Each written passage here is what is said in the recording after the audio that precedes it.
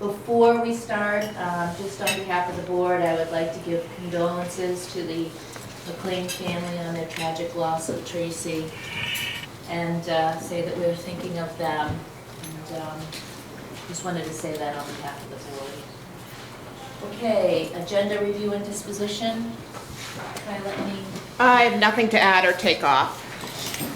All right, school board member roles and responsibilities update. Everybody's got their brochure on their table for all board members to look over.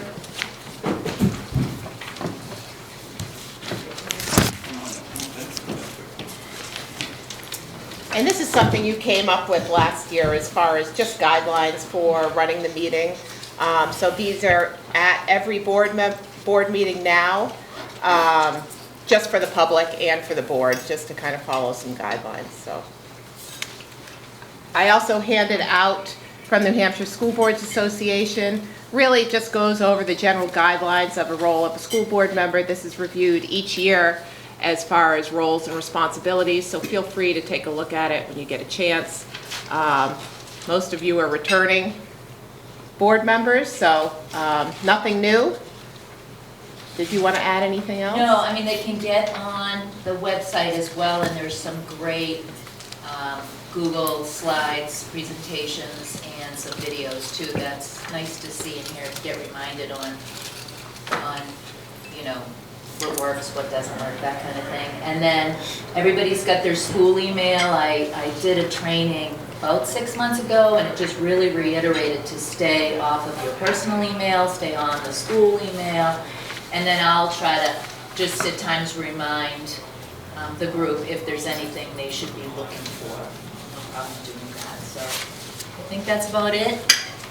Yeah, the only other piece, I know many of you signed up for some of the trainings already that you did take part in. That is a law. There are webinars, but there are also pre-recorded ones that you could just go through as well as part of your organization. So if you need to sign up for them, Michelle at my office would be happy to sign you up as you are members of that. So feel free.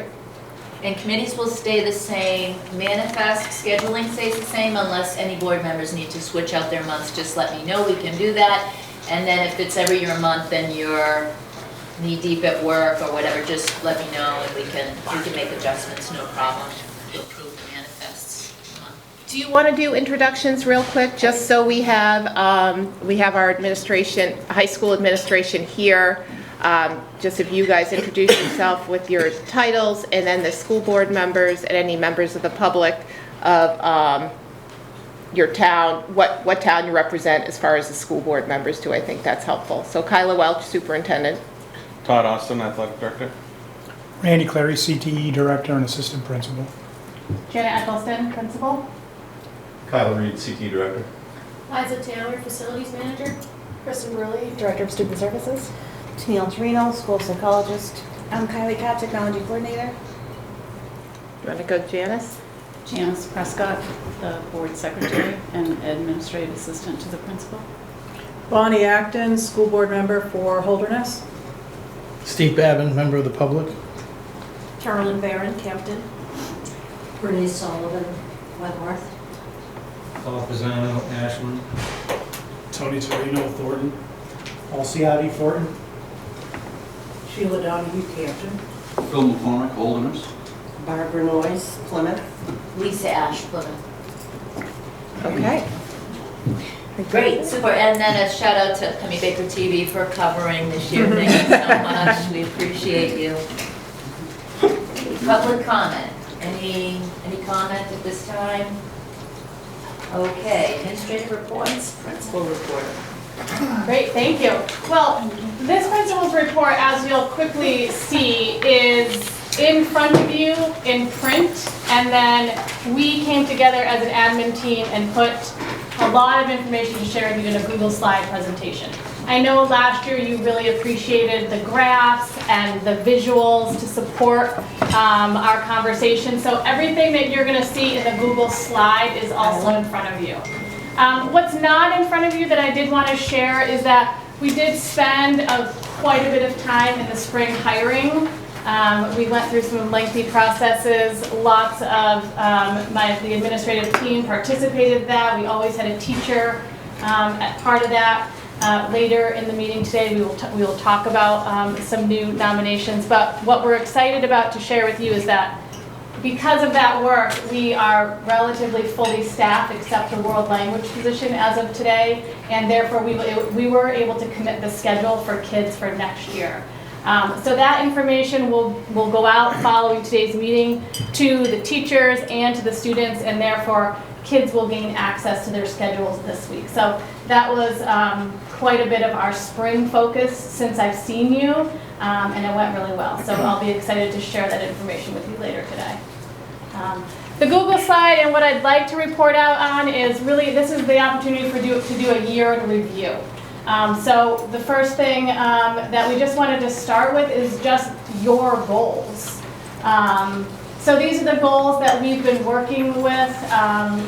You, Bruce and I, and you, we revised them last year at this time. And so I'm reporting out to you as is.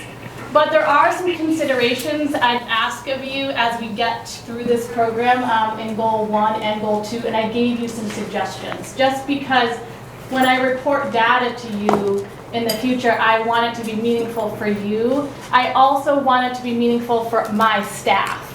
And you'll see some things I just want you to consider as we move along. So goal number 1 is related to, how do we perform on a standardized assessment?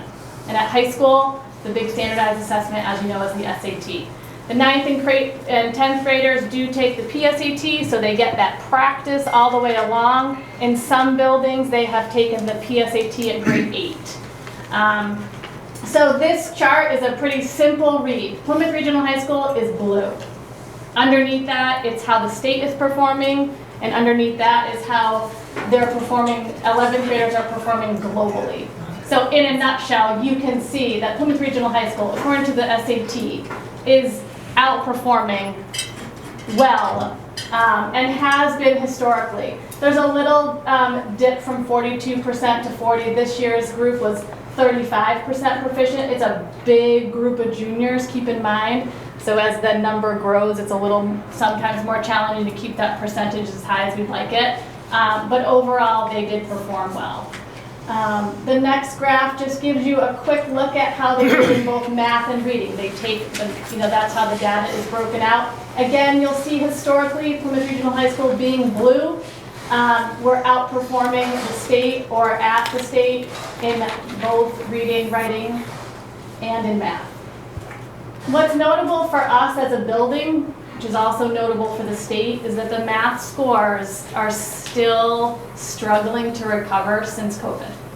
And whether or not that's a direct correlation or not, that's hard to say, but it is significant.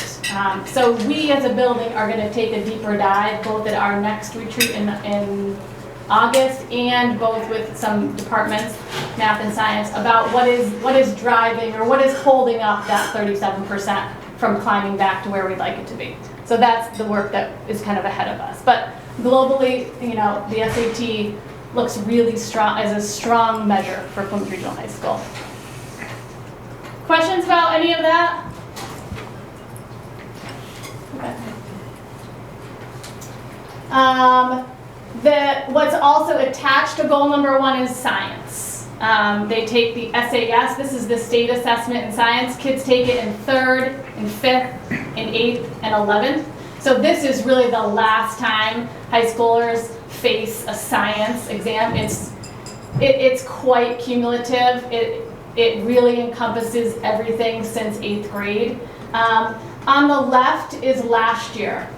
We had 99 test takers. We only had, if you combine the green and the blue, 39% proficient.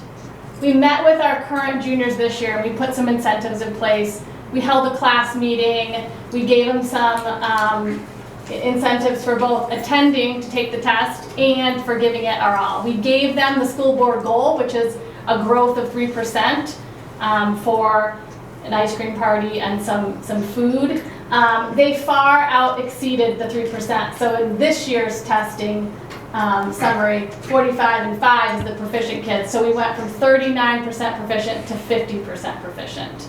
So we far exceeded the goal in this, as you've set forth, in science. We did celebrate them. Mrs. Blanchard had quite a Sunday party in her room at the end of the year. We also gave out our first science award at Underclassmen Awards. There's an asterisk there. We did have a student score a perfect score on this assessment. So that was a really great celebration. The science department has asked that that become a standing science award moving forward, or maybe the highest performer in science, just to keep the stakes high and to keep the recognition, you know, for what it is. Because sometimes it's hard to get their buy-in, but they really did a nice job. So in summary, I gave you an adjustment to this goal if you'd like to consider it. We had written it that they're gaining 3% every year, but in honesty, it's different kids every year. And what's consistently measured, well, what we're consistently measured against is the state. So my thought is, if you'd like to consider changing the goal or revising the goal to just be that Plymouth Regional High School continues to strive to meet and exceed the state proficiencies in both reading, math, and science, instead of tying the growth to a specific percent, like 3%. That gives me the opportunity to come back to you and say we met the goal, not we didn't meet it but we're doing great every year. So just something to consider. I don't know if you want to do considerations after I get. It's up to Lisa. You know, so, no, you're doing great. okay, so I don't know if you want to, you know, have a little conversation now or just kind of circle back to it when we get done. There's another consideration, so I could get through the second consideration, Sure, then we that could sounds pause. great. Yeah, Okay. sounds great. So that's the consideration given the first goal and the data I've shared. The second goal reads that you've really taken a hard look over time. Historically, I've looked at your board minutes and the goal has been consistent. You've looked at ninth and 10th graders and their failure rate of one or more courses. Last year, we revised it a bit so that they were maintaining a failure rate of less than 15%. Again, when I pull this data and I try to bring some meaning to it, every year the 9th and 10th graders are different groups of kids. So I'm not always giving you new information necessarily. So the thought, and we did the graphic to match the consideration. What we'd like to think about maybe with you, if you'd like, is to look at kids over time. So we'd be looking at cohorts of kids. So when our 9th graders come in, and that's the bottom, they're my graduating year of 27, they came in this year a little higher than we'd like. 21% of them failed one or more course. But what I'd like to show you is the top graph, that when I get kids in and they come in at 29% as freshmen, as sophomores they're at 20%, and as juniors they're at 12%. So I'd like to begin to show you growth over time, rather than just tell you how two groups of different groups of kids are doing in just their 9th and 10th grade year.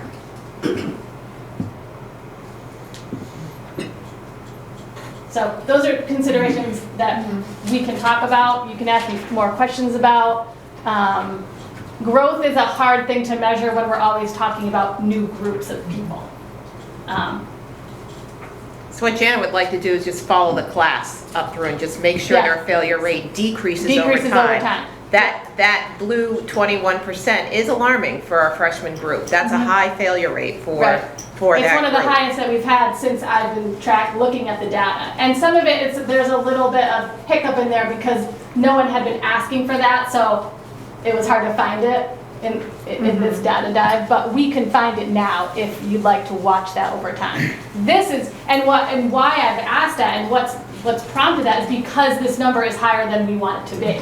So therefore, I'm going to follow it anyways, and I'd certainly like to share that with you because we're going to be specific about a few things that we look about with these guys. And does this, I don't want this to set a trend for incoming 9th graders. Are we missing something in how we're onboarding 9th graders coming from all different, experiences in 8th grade? So this just raises a couple of questions that kind of led me to think, I'd rather be watching how that goes.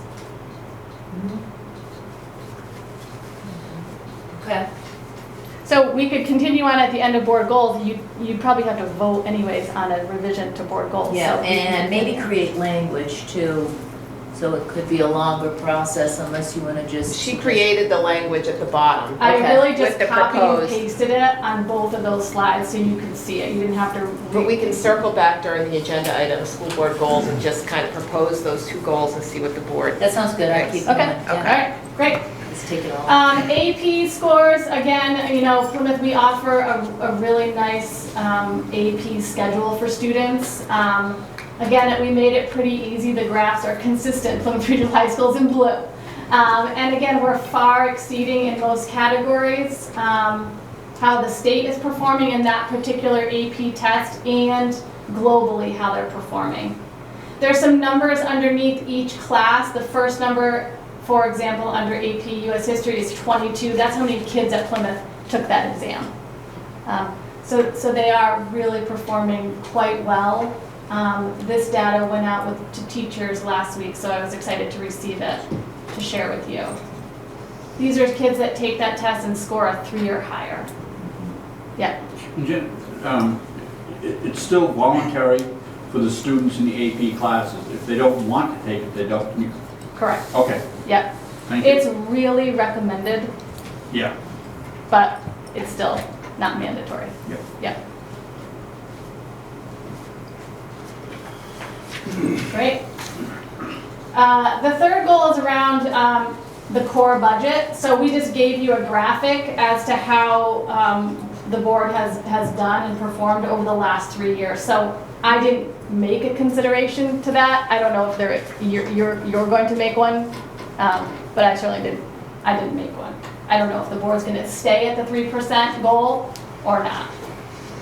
But that's for. And I think you can come back to that. We can And go I back think to we've that. had a lot of discussions about that within the budget season. We did.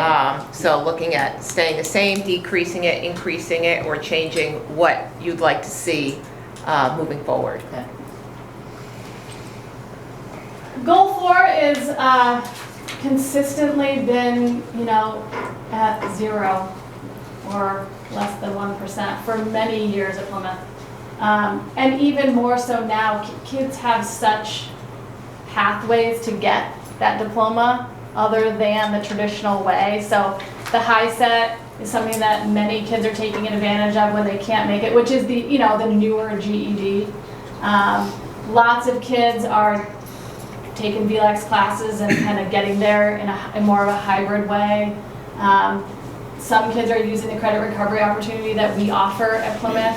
You know, and some kids, you know, go homeschool and then find a different way, maybe a combination of a couple. So there's just more opportunities so that the dropout rate at Plymouth, we try to offer pathways for kids who think they can't make it.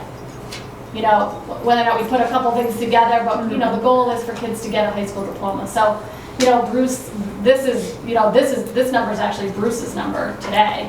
And he's done just a historically amazing job with getting kids a high school diploma. So I intend to learn and take on his tricks.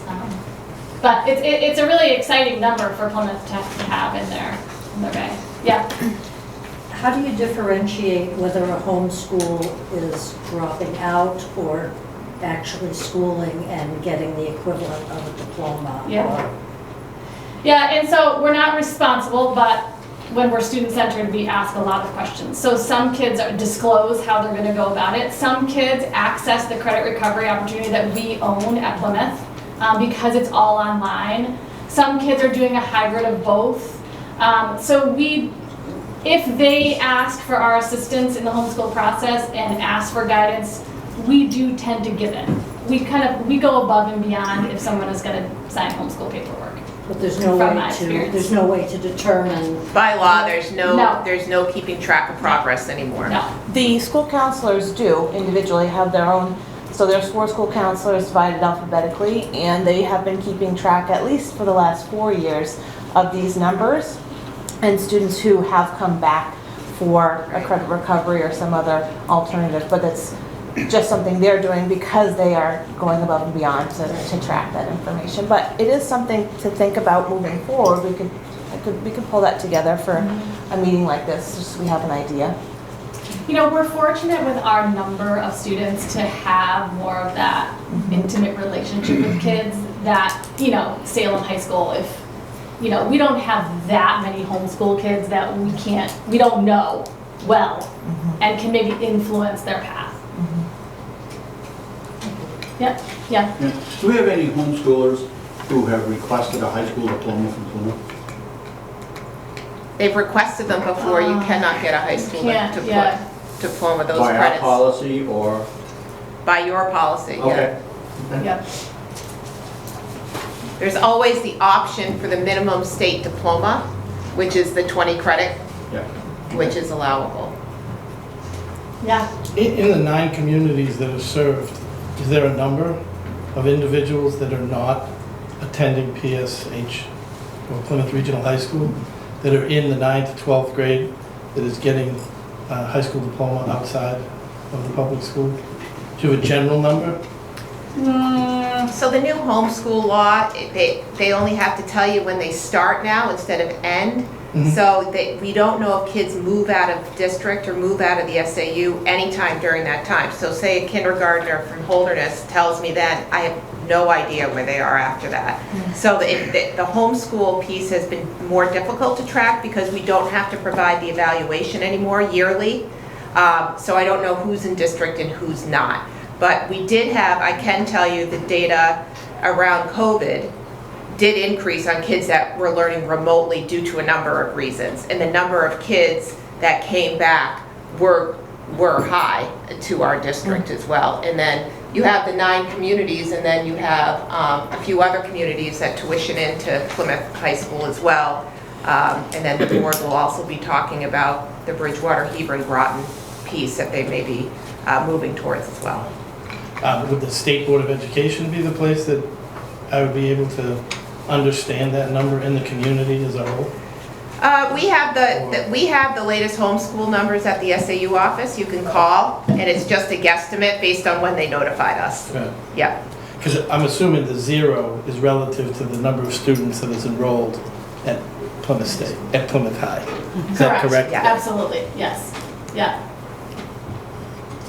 And there is just to mention the homeschool piece, there's a small percentage of students that still avoid the juvenile justice system or abuse and neglect that pull to homeschool to be done with tracking. So there is a small percentage where that's that back door where families feel pressured, whether it's truancy, whether it's crime, that they homeschool, and then there's no more tracking from us. There's no more communication. So that has been less, but when the law initially changed, it was really that back door to drop out that you couldn't track.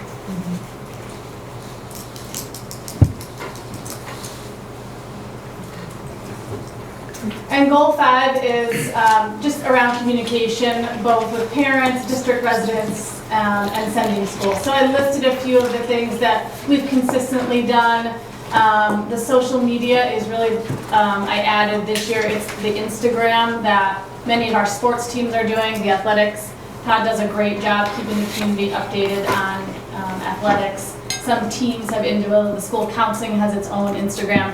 And so we have gotten some pretty good feedback from the community about that. It's, you know, mostly highlights and events information, but it's easier to access and quicker than the website and stuff.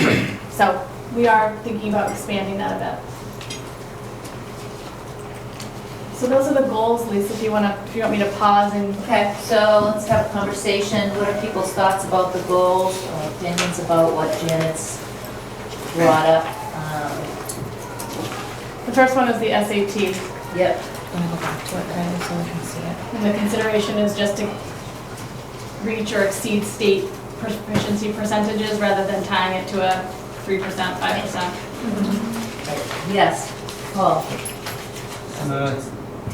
I think we should leave it at 3% because it seems like I mean, if the state does 10% and you do 11%, all of a sudden you've met your goal, which makes no sense to me. I think we should be striving to get them better and better. I mean, looking at the chart, the first chart you had, you had 52 kids in the first year, and you only went down to 56, I think, in the third, which, and you had a much bigger class, so you really didn't increase much.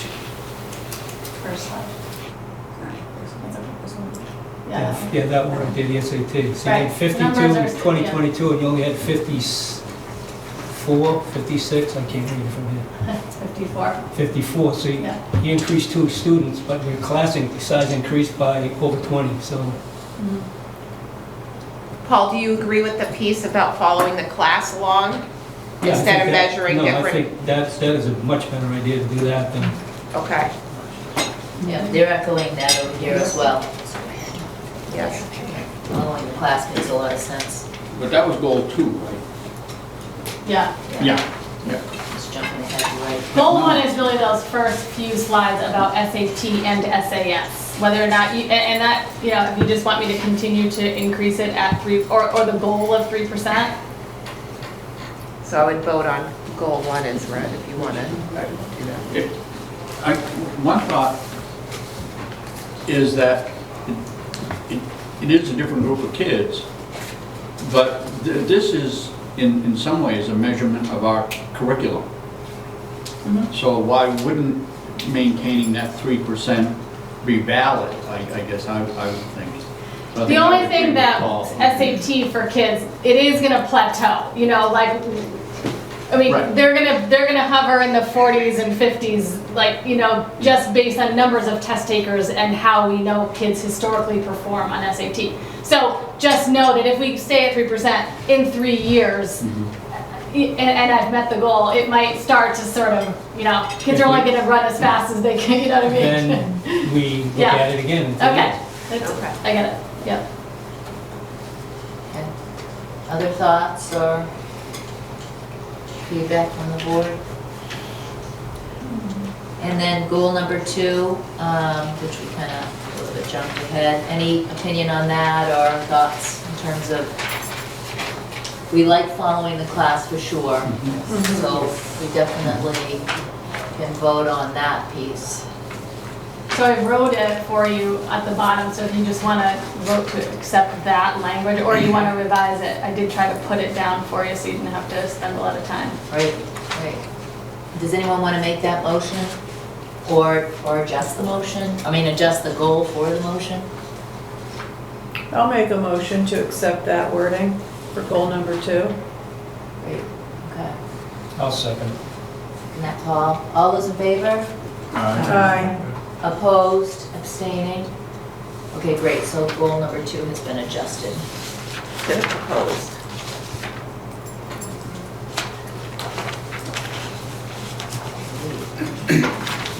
And then do we, as far as the 0% on goal number 4, we would like to keep that?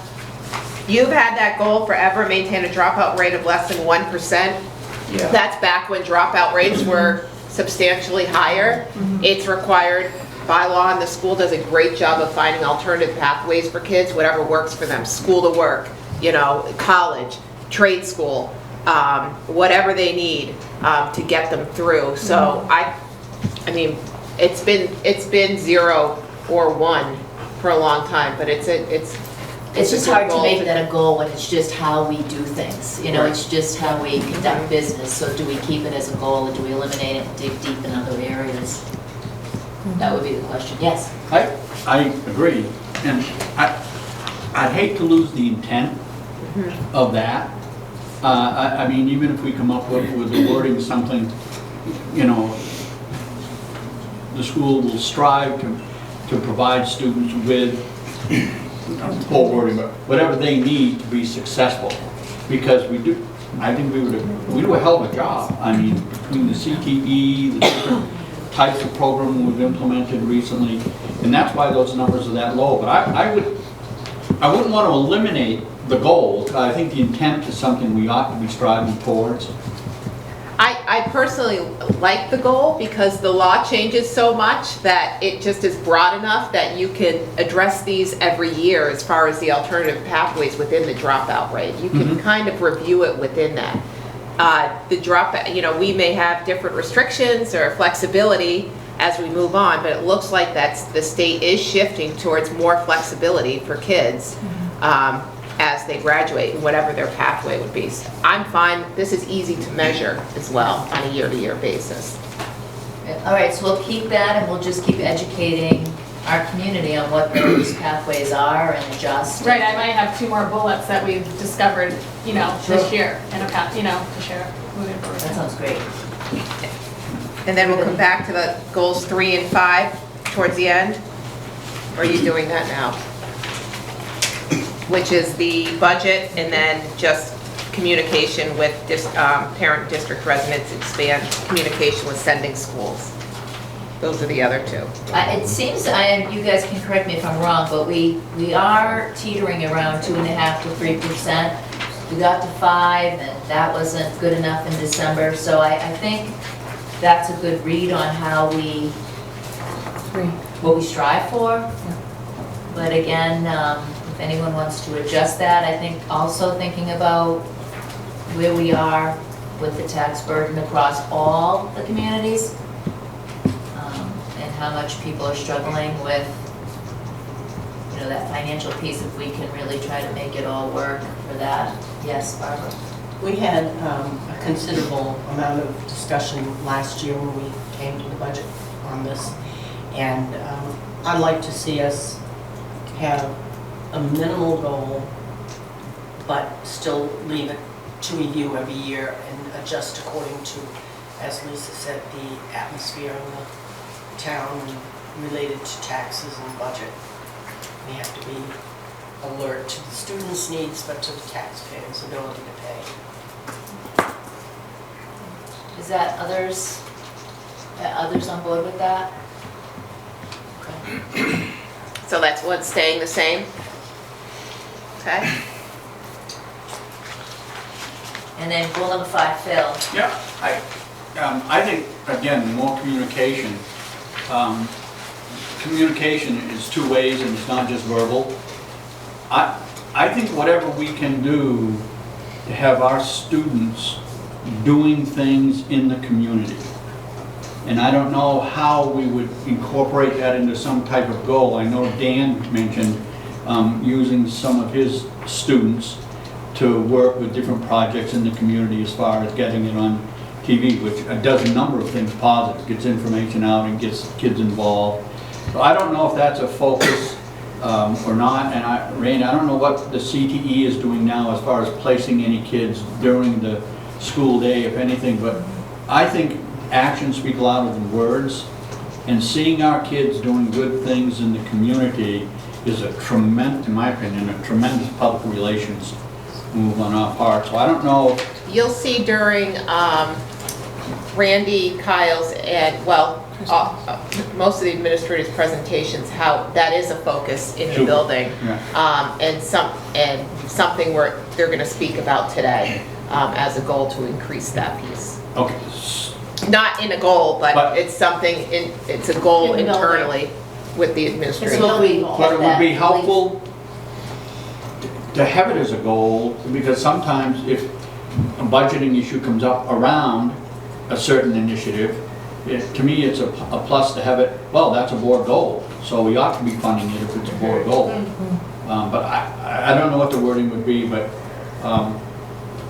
Would it be within this goal? Do you see that as a separate goal? Well, again, I guess how broadly you want to interpret the communication. Right.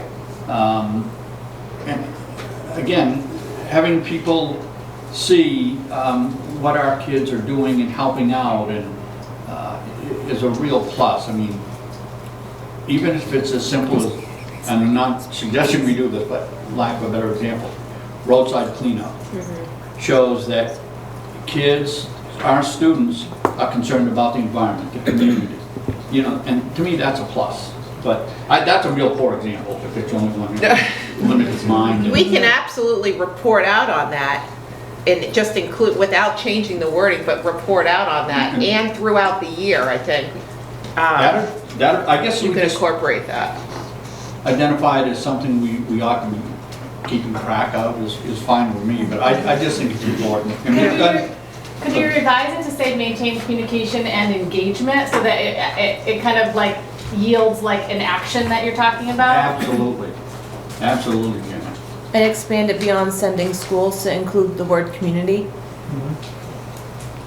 Maybe?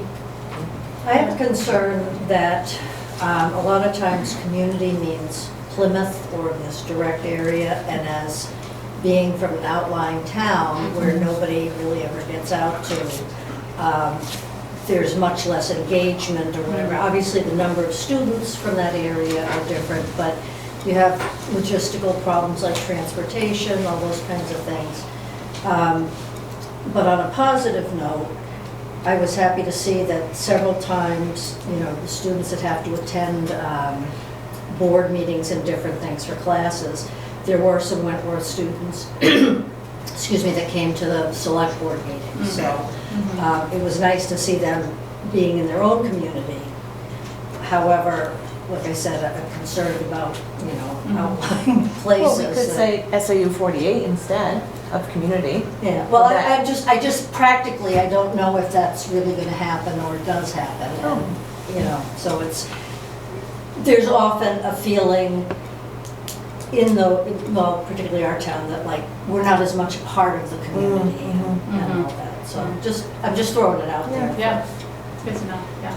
And I don't know who's, what is it, a PRHS Instagram and SAU 48 Instagram? Whoever's doing those has been a great narrative of what's happening. And I applaud you for that. And some of us are on it, and some of us are not on it. But I'll open that up and hear about different things that are happening. So that, I think, has been super. So keep the same and add engagement. You want a motion to that effect, or? So maintain community engagement and communication with parent and district residents, and expand communication with sending schools?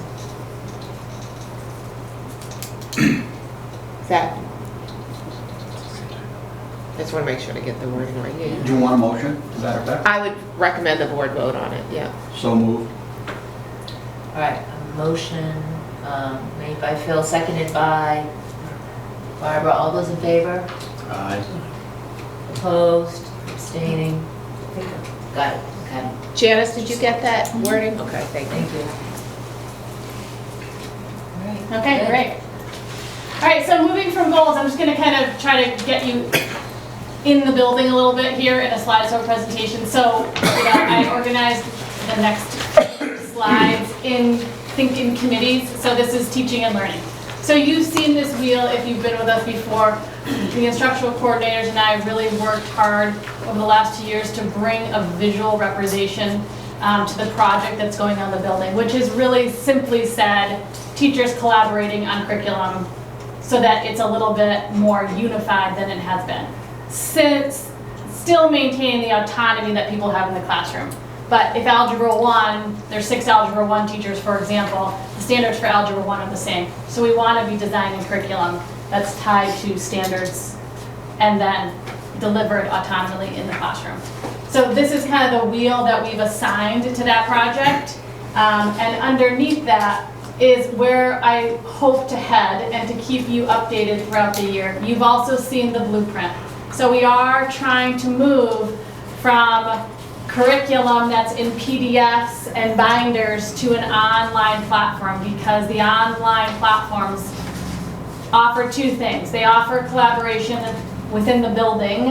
I can see what Kylie's doing and Tennille's doing from a digital platform. I don't have to go anymore to see Kylie and open up her binder to Unit 3.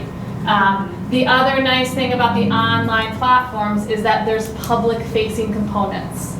So the goal for this coming school year, and teachers are well aware, is we hope to move the program of studies, which is the 45-page PDF that we hope kids read and look at, to an online digital blueprint that represents what's being taught at Plymouth Regional High School.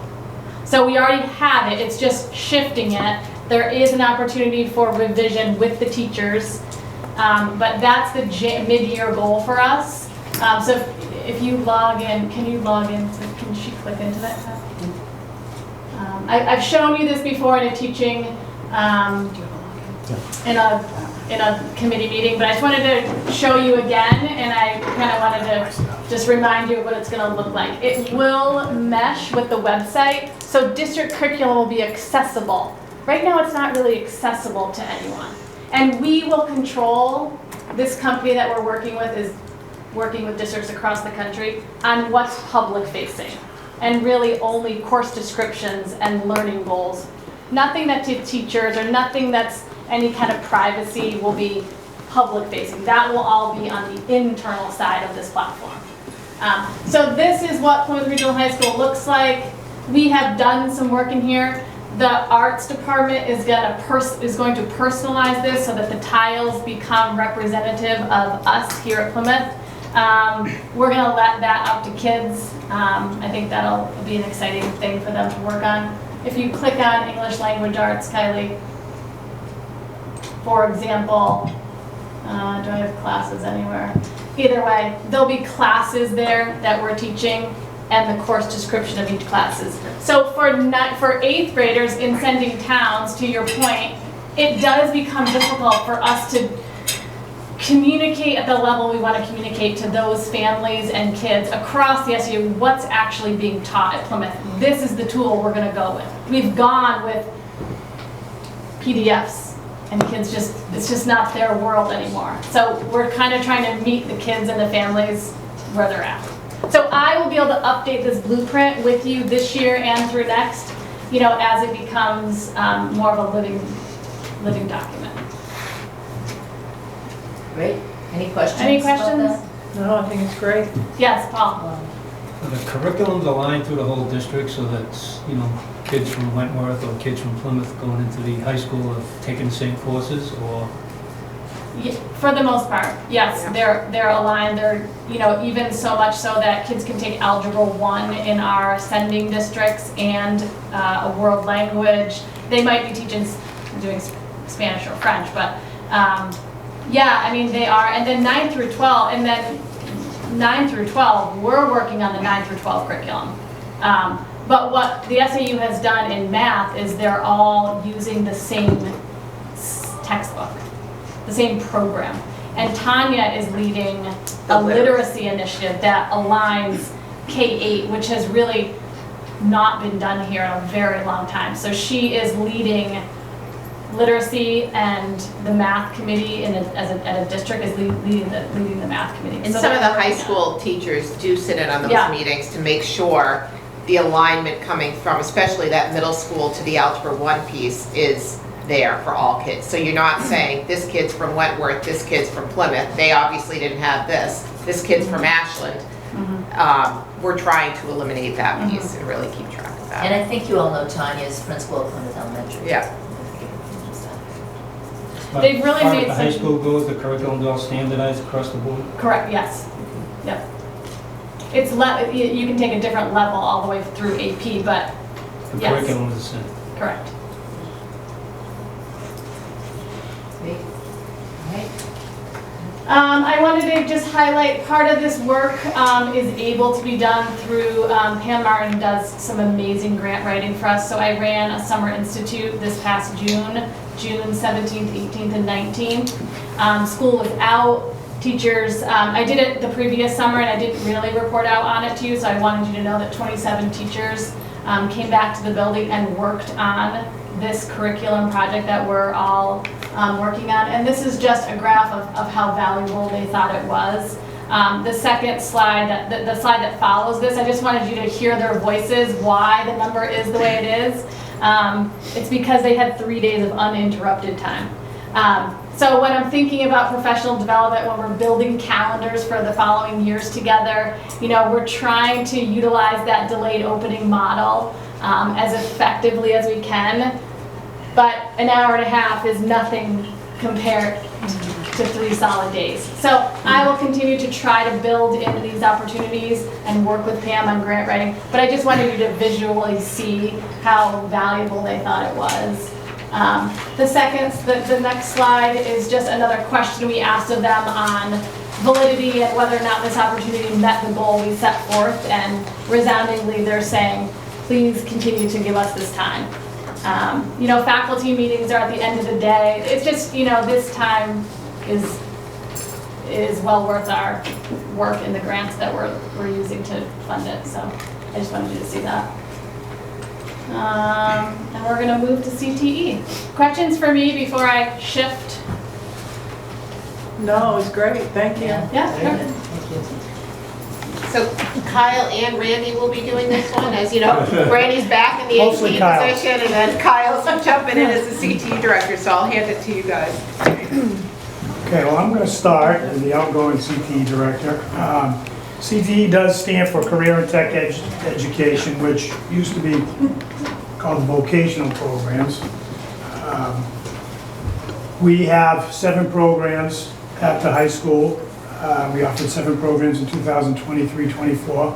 Autos, culinary, drafting, health science, marketing, multimedia, and our newest program, first year, outdoor recreation leadership. Enrollment is very robust. We had 315 students participate in CTE last year.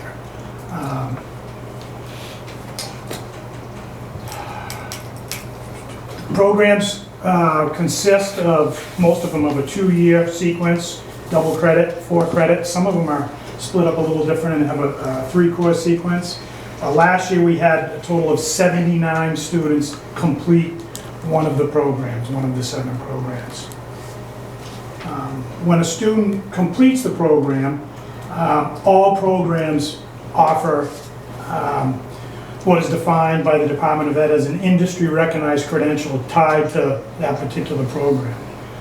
So all 7 of our programs do have an industry-recognized credential that students can attain once they complete.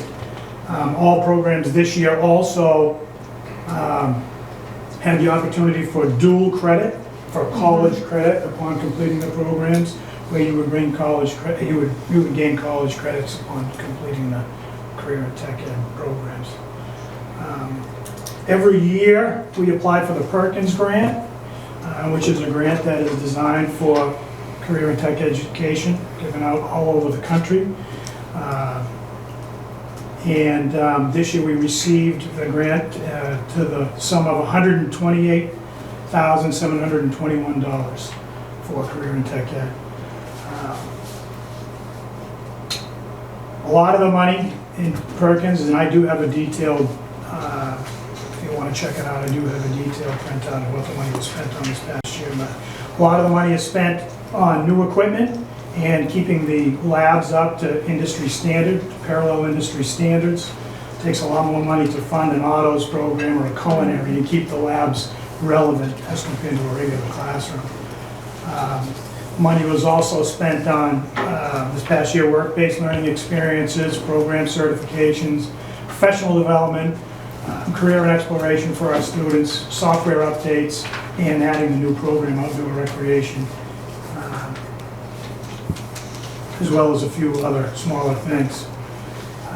Highlight, 2023-24 year, like I said, 79 students completed a program this year, which was up about 15 students from last year. Our health science students, which is the nursing program, 16 students received their LNA nursing certificate upon completing the program. Mechanical design competed in our drafting students competed in the New Hampshire Department of Transportation bridge building competition, which I think you carry weight, see if you how much weight the bridge can carry, and placed 4th out of 32 teams, which was impressive. Our culinary students participated in New England Regional Pro Start cooking competition at the Grapponi Center in Concord. And we had 3 students that represented us down there, and they performed very well. Very proud that we started a job fair last year. So this year we had our 2nd annual job fair at the high school in April. We had 40 local merchants participate, looking for part-time and full-time employment for our students, and all of our students participated in that during the day.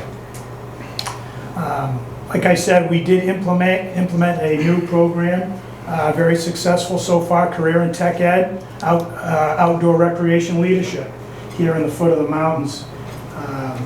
We have 35 students who were enrolled in that this past year, and that was just for level 1 because it was level 2.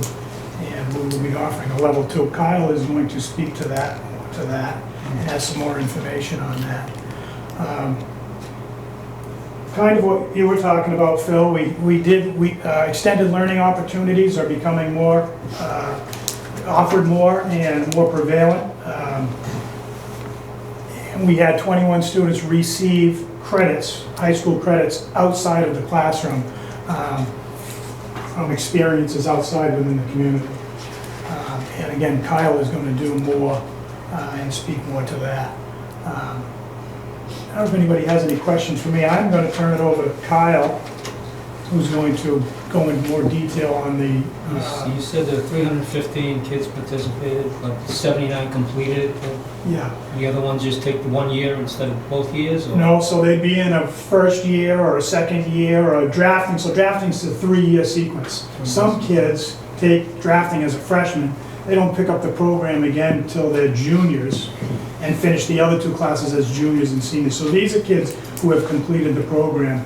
A lot of the other kids are still in some shape or form in the process of completing that.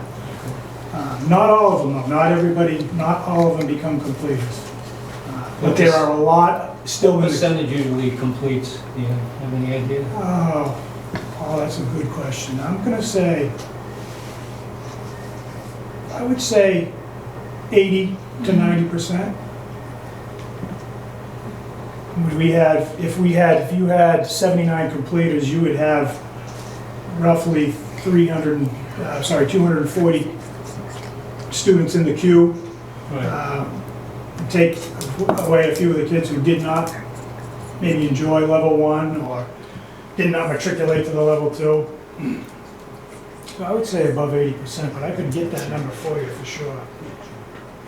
Thanks. Yeah, Phil. Can kids take just, a course that they're interested in and not enroll in the program? And where would they be counted in those numbers? So if you participate, if you sign up for a course, you are participating. And you're not a non-completer until you graduate from high school. Like I said, so some drafting is one that sticks out, where there can be a delay in between participating from one class to the other. So I don't know if that answers your question. But do you have to commit to a program, or can you just, I want to try this out, I don't like it? It's an elective, Yeah. and you do not have to continue. And to piggyback off, typically what we do is we have 2 intro level 1 courses that go into one upper level, level 2. So if you have 32 kids in a program in the intro classes, it goes to 16 at level 2. So those students will, if they want to continue the program.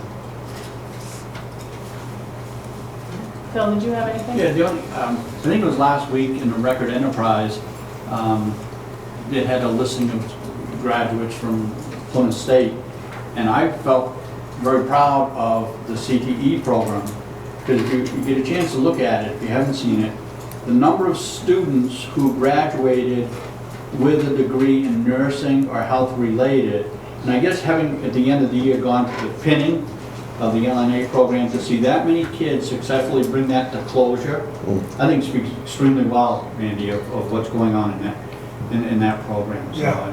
Hats off to you. Thank you. That is a strong program. Very competitive. That's a good example. It is competitive to get to the level 2 in LNA, because there are 2 classes that are matriculating down to the next year for that particular class. It's very competitive. Yeah. Okay. All right, thank you. So I'm going to take off where Randy on the 24-25. So currently we have 17 students that are interested in pursuing. I'm sorry, I feel like I've been with that. Here, do you want to sit here? No, that's okay. I'll just kind of Let me move into the back row here. Drag along. So currently, we have 5 students that are interested in going out to the elementary schools to do an external learning opportunity. We have 2 at the high school that want to work with John Bruley in the athletic training. And then we have 10 that are going out into the community so far for engineering, architecture, electrical, and construction. So my hope and my push for this year is to get more kids out, right? Get them out in the community, either doing, so extended learning opportunities, I see it as they're kind of, there's like a career exploration aspect of it, where they're just kind of pursuing what they're interested in, whether they go into an internship or just a job shadow. And then you can take that a little bit further where they're doing a longer internship, and then there's actually work-based learning where they're getting paid to work while they're still getting credit at the high school. So that graphic up at the top is a new artwork that I kind of put together. It's draft form, so it's not finalized. And I really wanted, this fall, I really want to get together with all the CTE teachers and kind of have that conversation with them about rebranding some of these CTE programs. So I created a new website that I just want to show you, just to kind of get a feel for what my vision for the CTE program. If you want me to click. Sure. So here's the tentative website that, I don't know when it's going to be implemented, but kind of goes through, just talks about what the Career Tech Ed program is, the programs that we offer at the high school. And then, I don't know if anybody's ever been onto like Realtor and looked at homes. So you can do a walkthrough of the homes. So we just got the technology in our drafting program, we can do that.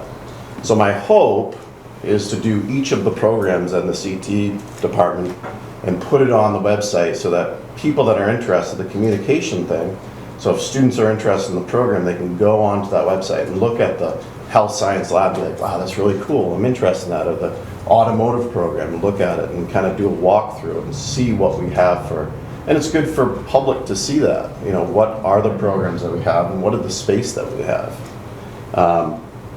And then here are 7 programs. So we have our automotive, culinary, drafting, health science, marketing, our outdoor rec, and television and media. Now these graphics are kind of draft.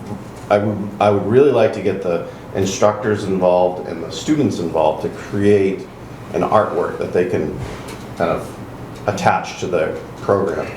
And with that, I would really like to start selling some gear that we can give to the students, give to the community, get it out there in the public so people know what we have. And then, big thing that I'd like to do is do some social media, have a Instagram account and or a Facebook account where it's a CTE account that is showing the things that we're doing, because the CTE programs are amazing, we're doing great stuff, and why not showcase that? And then there's some other things. Randy touched on the industry-rated credentials, what we offer in our programs for industry-rated credentials. If you go to the programs, it'll show our instructor, gives the information about the instructor. It's going to give the information about what is automotive, and those are the courses that are offered in the program. Obviously not shared yet, so that's my vision for this CTE, kind of being a little bit more public facing. Anything else? Any other questions? I like the work component, because I have had quite a few high school students come to my work, and they seem to really grasp a lot more knowledge than, I mean, the classroom's a classroom, but to be hands-on, and like one of the LNA workers dealt with the first aid incident the other day, and I was really impressed with how she approached it. And I thought, well, maybe some of my summer camp counselors should be LNA certified, and they have that first aid piece, because she did it really well, where you've got a high school student that had a Red Cross 3-hour course, and I think this Band-Aid works. Meanwhile, it's a deeper cut, or it's a, you know, how we cleaning things up. So the work piece sounds great. Right. Yeah, and like for me, extended learning opportunities are like just a way that we can afford our students the opportunity to go see what's out there. Because we have a lot of students, I had a lot of students from previous years that say, I want to be an engineer. And then they get out in the field and they look at what engineers do and they go, I don't really like that. You know, so then they switch. And why not give them that opportunity in high school so that when they're not going to college thinking they want to be an engineer, and then get into a field or a college and say, I gotta switch, right? It's kind of personal to me. My wife went to nursing school for 3 years to realize she didn't want to be a nurse. And then she switched to teaching, so it's kind of personal to me. Yeah, I think it's a great idea to do that. Right. And the community's asking for it as well. Right. They need help, they want to train kids, they want to give them the education. Now a lot of businesses are providing the education to the kids, so get them out early so they're not wasting their money in the first few years of college. And I went to a Rotary meeting this spring and spoke to them, and they were very, very interested in making that connection with our students, so it was good. I do want to talk about, so this is our kind of a snapshot review of our outdoor recreation leadership from this previous year and going forward. So we had 4 sections in level 1 this year with 36 students enrolled. It's a double block semester course for 1 credit. Next year we have 3 sections of 12 for 36 students for level 1. And then we're offering level 2 for the first time because you can't offer level 2 in the first year, obviously. So we have 9 students enrolled in that. And currently we have a handful of students that are doing work-based learning at these organizations where they are getting credit for working and they're getting paid. So it's a work-based learning opportunity. And then we highlighted the industry-rated credentials that the students got this year, and then the instructor certifications. Any questions? And then there's one more slide, I believe. This just talks about the competencies that we were trying to meet with our students this year, and then the lessons that they worked on throughout the semesters.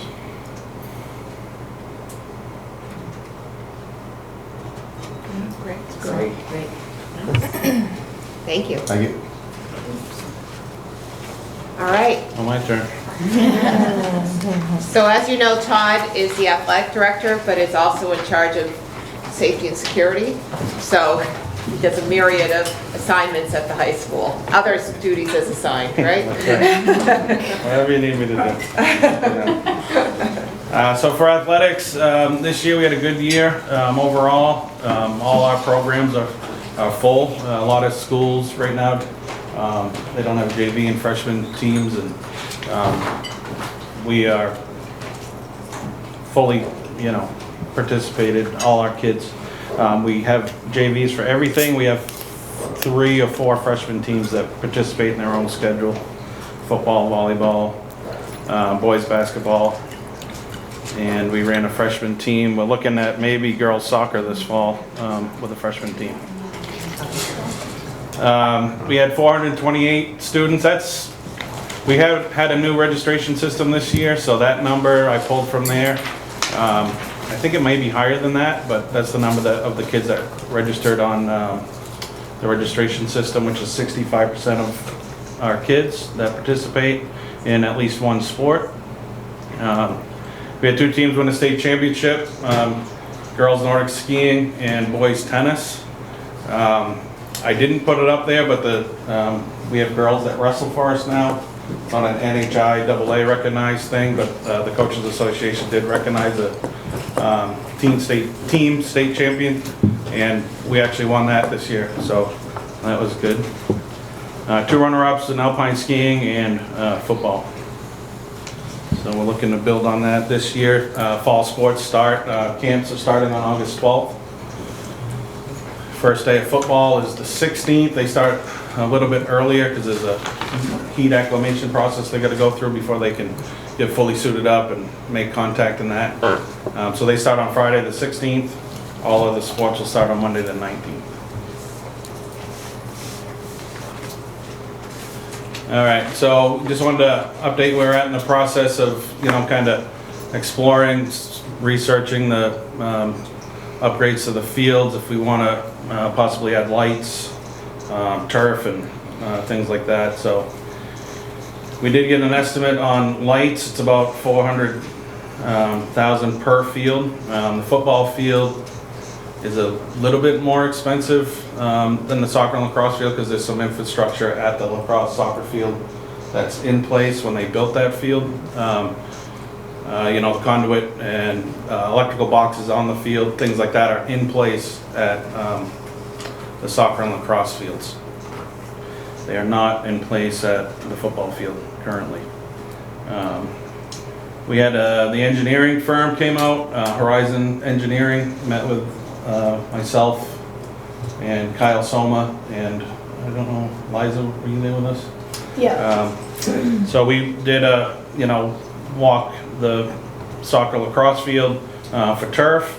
They're in the process of getting us some information as far as cost there for that. We don't have a final number now, but estimates prior to this were, in the $3 million range. So just a couple highlights why we're looking at this. The spring teams kind of get cut short in the spring. They got to practice in the gym. We can't get outside due to the weather. Every now and then I can lean on Holderness Prep School and Plymouth State University. They have turf fields that we can get on. We kind of get lucky sometimes where Holderness and or Plymouth are on their spring breaks when we start, so we can get some space over there. But once they're back in full swing, it's hard to do that. And then, canceling games for weather and darkness if we had lights. Sometimes, I'm hoping not to have this problem this year because I mentioned a freshman team for girls soccer and the number of girls that are playing soccer. But last year we had to play back to back, meaning our varsity played first and then JV played after. And we ran into a light issue at the end of the season with those soccer games. We couldn't finish them. We had to finish, either half or sometimes we could get into the second half. Other future things just on the bubble of the horizon, if we don't go with a full renovation of that grass field where soccer and lacrosse is, the fencing over there is getting beat up. It's the original fence that we put in with the field. Some of the baseball and softball fences, they have like a fence topper for safety, so if like you reach over, you don't get caught up in the fence. Those need to be replaced, a minor issue. And then we've talked about getting a steel track on the ski jump that can get our kids on that jump quicker with no. You need snow for the landing hill, but you won't need snow on the ramp. So that's just something we've kind of talked about. Any questions, concerns, comments? No. Thank you. This is something looking forward, kind of a goal for this year to implement at the high school. SALT is an acronym for Student Athlete Leadership Team. There was kind of a big push for this leading up into 2020. We all know what happened in 2020 with COVID. It kind of got put on the back burner because, getting groups of people together, and some of these kids may go somewhere else to meet with kids from other schools, and there's going to be a state level committee of students. Obviously that was all halted through the COVID pandemic. So it's starting to come back around now. Janet and I, along with Kyle, and Kylie went to a conference last week, and we talked about this and kind of trying to implement this with our kids, which I think would be a great idea. So the idea is I put weekly or bi-weekly there. I think every other week during Bobcat Block, we're going to get a group of students together that want to participate in this. It'd be more of like a co-curricular club, and just talk about things that are up there on there: leadership, sportsmanship, teamwork, overall nutrition, healthy habits such as sleeping, effects of alcohol and drugs or whatever on athletes. So just to have the kids involved instead of us kind of talking at them, they're involved in the process. They can bring what they learn in this group back to their teams, and hopefully, by default, everybody's kind of becoming a better, athlete, student, community member in our building. So that's something we're looking to implement this year. questions. Last thing I just want to mention, we're pretty good on coaches, but I still am looking for an ice hockey coach. So if anybody knows somebody that's interested in ice hockey, it's my shameless plug for somebody to get involved. We do a co-op with Kearsarge, as most of you know, so it involves a little bit of travel for practices and things like that, which has kind of been a tough obstacle to jump over. So, thank you. Great, okay, so we're gonna take a 5 minutes bathroom. The food is out, but will be put away after this, so I just say get a plate kind of thing. We should finish a little bit after 4, but we'll take 5 minutes right now. Great, thanks everyone. Thank you. Maybe your children's children. Okay, so we'll resume It's not a hand. with the next group. All right, real quick before we get started again, I do have a copy for each of you. As you've seen in the news and all over the place, that the amount of suicide increase, self-harm, so the use of social media and its negative effects has impacted the high school. So some policies that I think we'll be looking at this year is some use of social media around student use. This is a great book that we did get for you, The Anxious Generation. Kind of goes through some of the data of the impact and the increase we've seen in the mental health crisis. So as a school, this is something that our support services have been dealing with. And there's a lot of goals around the social emotional learning piece and helping some of these kids that are really struggling. And we do have kids that are coming in with increased needs around mental health. So if you want to help pass these out real quick. And we'll have Tennille Torino, who's our school psychologist, director of clinical services. She's going to go over many of the support systems that we have in place. One is, and we've talked about this a little bit, we partner with ADAPT. That's out of Fortin as well, in the WILD program. We have a couple of organizations to do, instead of, kicking kids out and suspending kids, having some restorative practices so we keep them in school, keep them engaged, and keep them graduating and on track. So I will hand it over to you, Neil. Great. So we forgot to mention at the beginning of this meeting that one of our administrative team members, Sean O'Brien, isn't able to be here today. Sean O'Brien is our student assistance coordinator at the high school. He's also a proud parent of our valedictorian Lily O'Brien. So they are on their European graduation vacation now. So I'm reporting out for Sean. As Kyla mentioned, Sean is Executive Director of ADAPT, Adolescent Drug and Alcohol Prevention Tools, out of Thornton. That organization has been with us for almost 30 years now, and we're very fortunate to utilize services through that organization at the high school and other schools in the North Country, Plymouth North.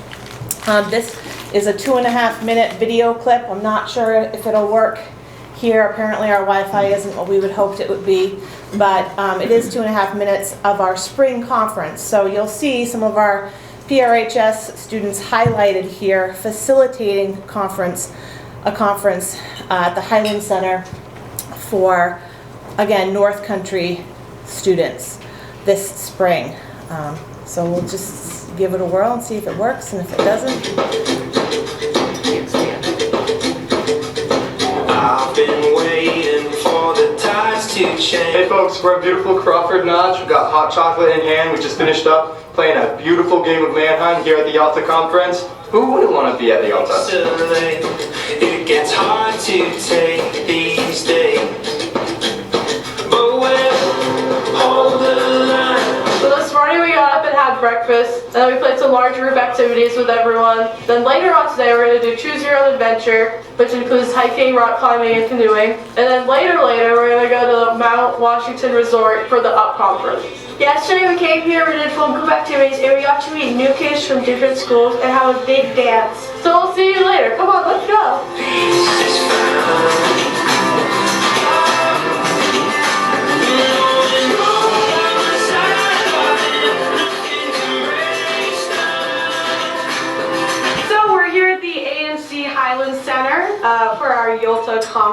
It's Sunday, May 5th. Kids are starting to arrive.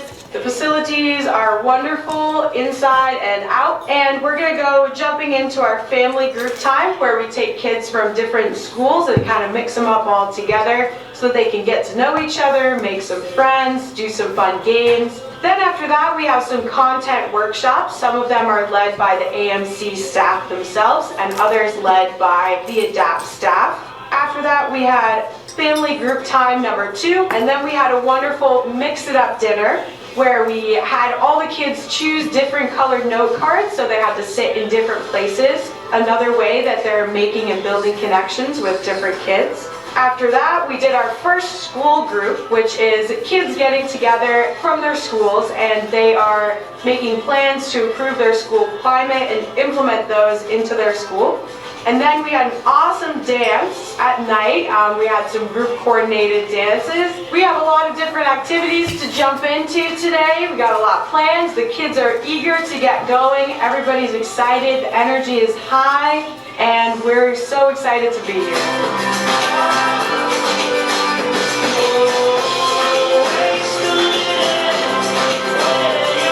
So I'm Stuart Hickey. I'm the Guided Youth Outdoors Coos County Coordinator for the Appalachian Mountain Club. Today, myself and some of our other Coos County educators led some of the students from the Yalta group and various hikes throughout the area. Really excited to work with the Yalta group. A lot of these students we see on a regular basis in some of our school programs throughout the week, so it was nice to get out here and take them hiking in a different environment.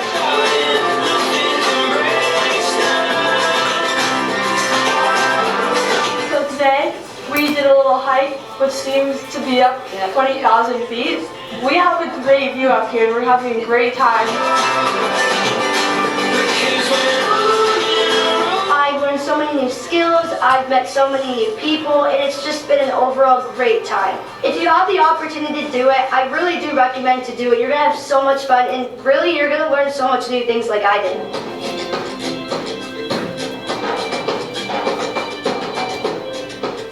Next time, be here. You'll have just as much fun as we are. So the Yalta group is a group of student leaders as opposed to WILD students, Wilderness Youth Leadership Development students, who are more of the at-risk population. So again, both Yalta and WILD is brought to us from ADAPT, and both programs are entirely grant funded. So there's no cost to us as a district, and there's no cost to students, which is really exciting. And we are going to use that video for a promotional video to get students engaged. It was geared towards students. Yeah, go ahead. So WILD at a glance, you have seen this before. Sean O'Brien has presented to you all, but I think it's really important to just kind of give a quick summary about what Wilderness Youth Leadership Development is. Again, we are using it at the high school as an evidence-based curriculum to promote restorative practices. Because we know the data, which you will see in your books, is telling us that the traditional suspensions and detentions just doesn't work. It doesn't reduce the amount of time a student will come back to the office with a discipline referral.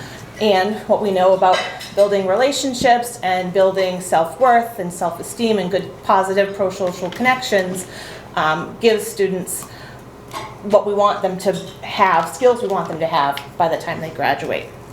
So we're hoping to reduce discipline referrals with these restorative practices. Yeah, go ahead. So the basis of WILD, the programming that we provide, is based on the 5-finger full value contract, and it's something that's utilized also in our outdoor rec leadership program and in Yalta, the youth leadership program.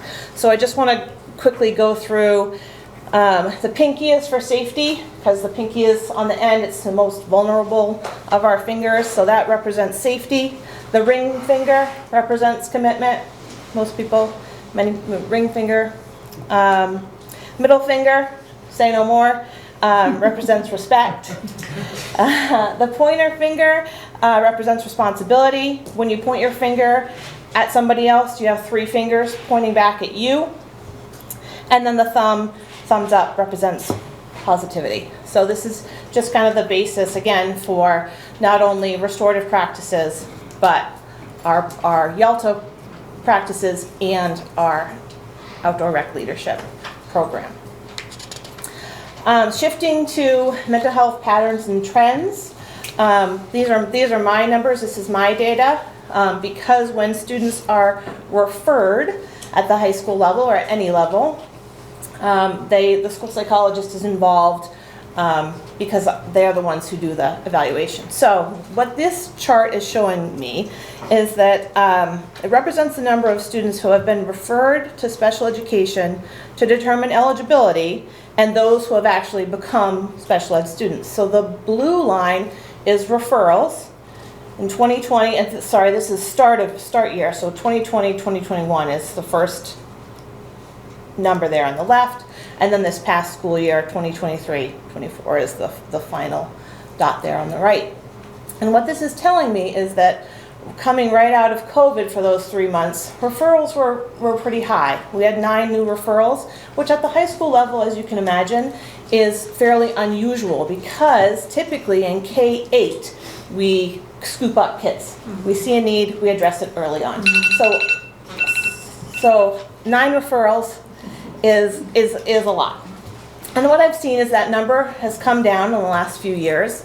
The last 2 years we've had 6 referrals, and those that become special ed students started at 4 and has been 3 since then. So it's not a lot of data, but it is interesting, and I think it's important to kind of keep track of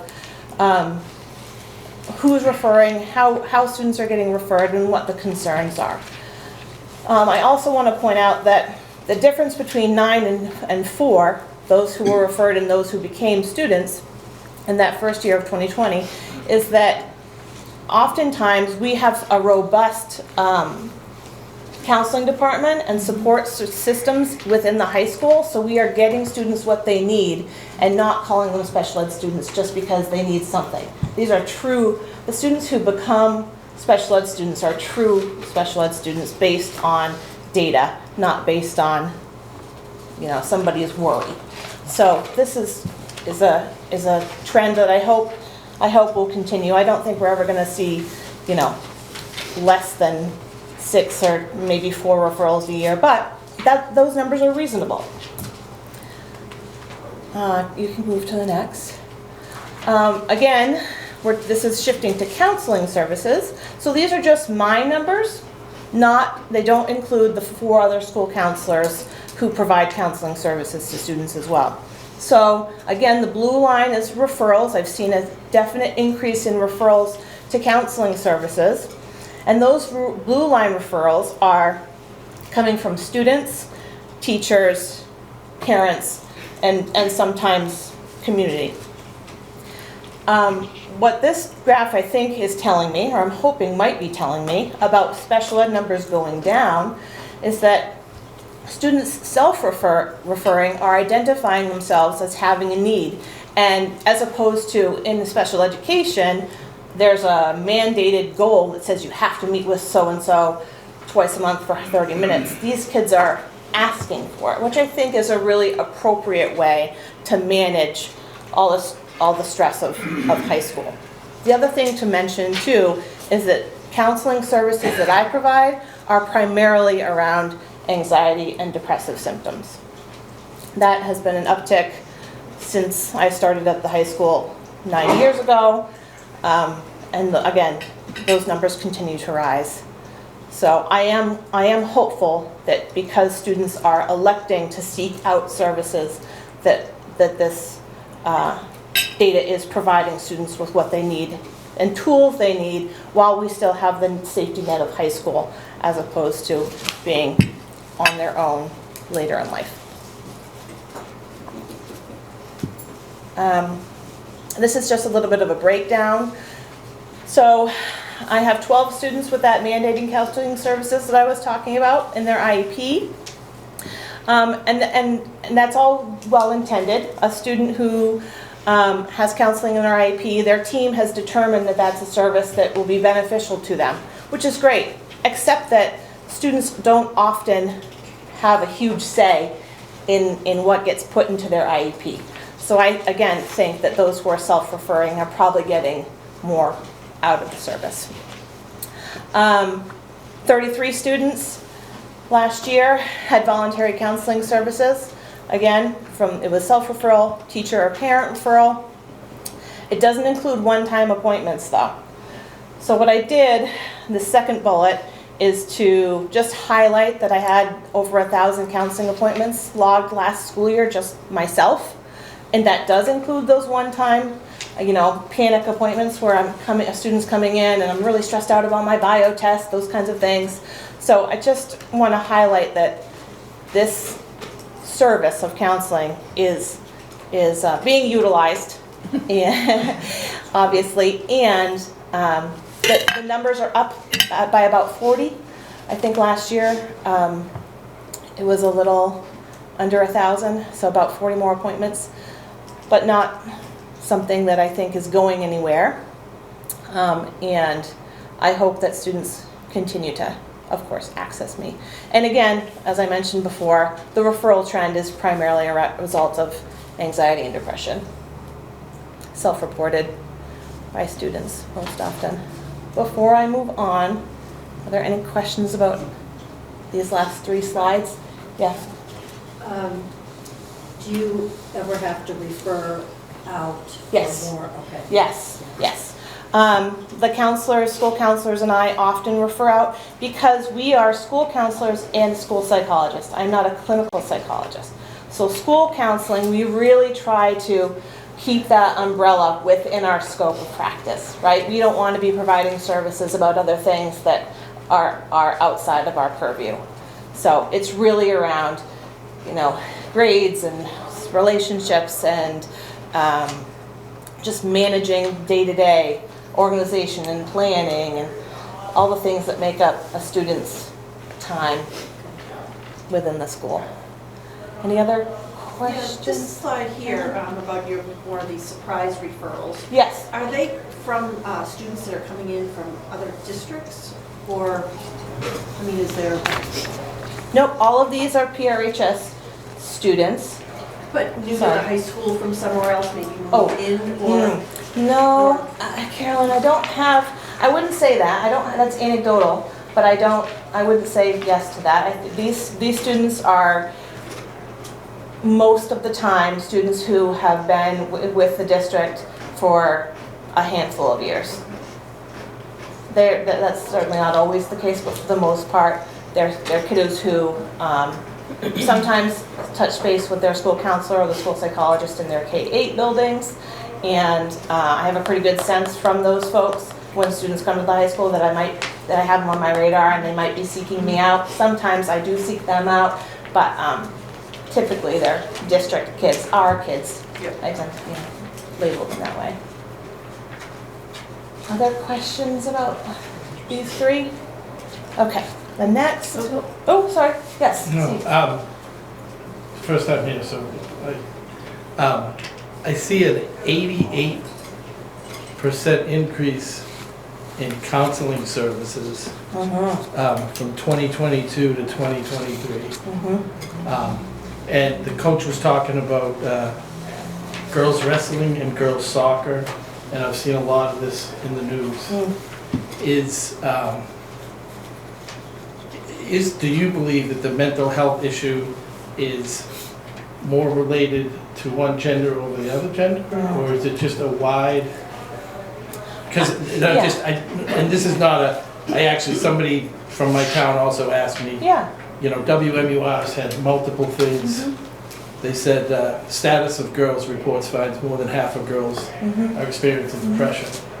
I think they're more vulnerable. The coach is saying that they want to be more involved, which kind of shows a trend. Yes. They don't want to be alone. The video you showed was heavily girls. Female, yeah.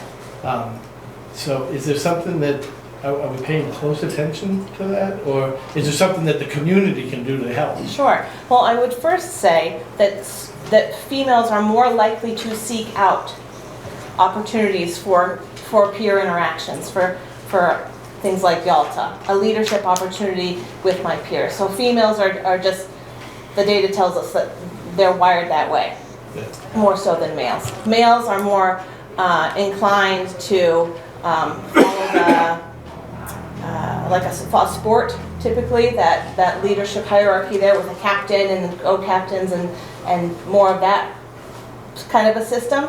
So I think that female referrals are always going to be higher because of that, and that we have, knowing that at the high school we have a pretty good sense about a good fit for our females, for all of our students really. We have a nice eclectic group of school counselors, plus myself, plus Sean O'Brien, we have a really wide background. So I think that kind of helps us make sure that we're not missing anything or making sure that students aren't falling through the cracks. But certainly I would agree that the female population is more vulnerable. Absolutely. Yeah. And it doesn't, and the things that got posted on social media, is, a guy showing their muscle isn't like a girl in their skinny bikini, right? It's apples to oranges. So it's kind of hard to make a correlation between the two.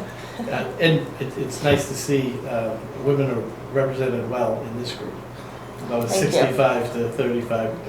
So I would say push harder, get more for girls. Absolutely, will do.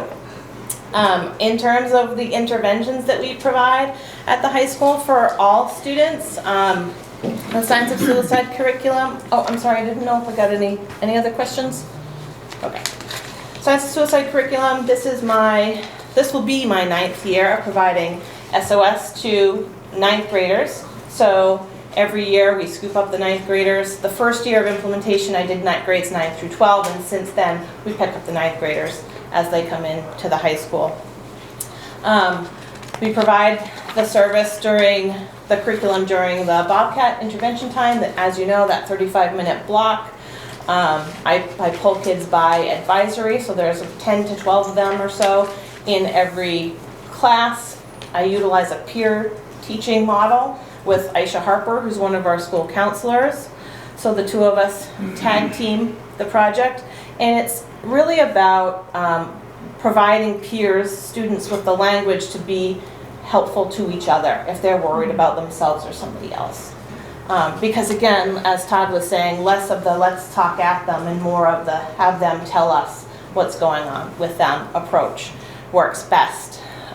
So after the Science of Suicide curriculum, we had 16 peer or self-referrals during last school year between that information is between the school counselors and myself.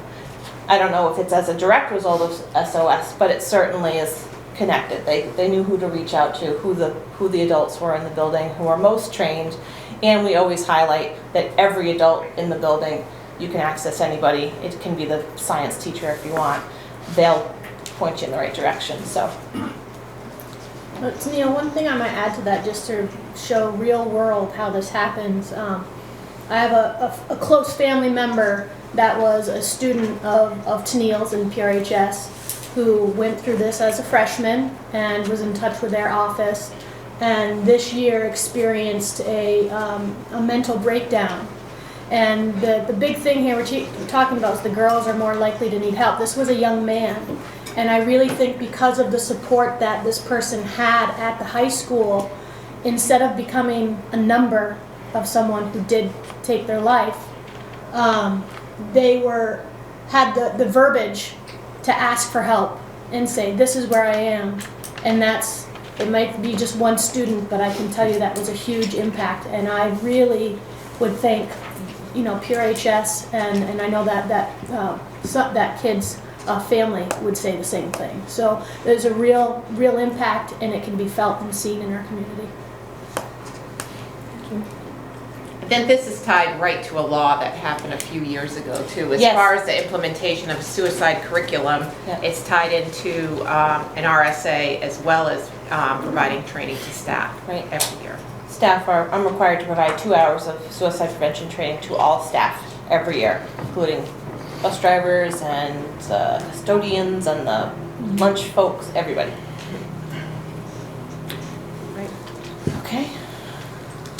And then I wanted to end with our highlight.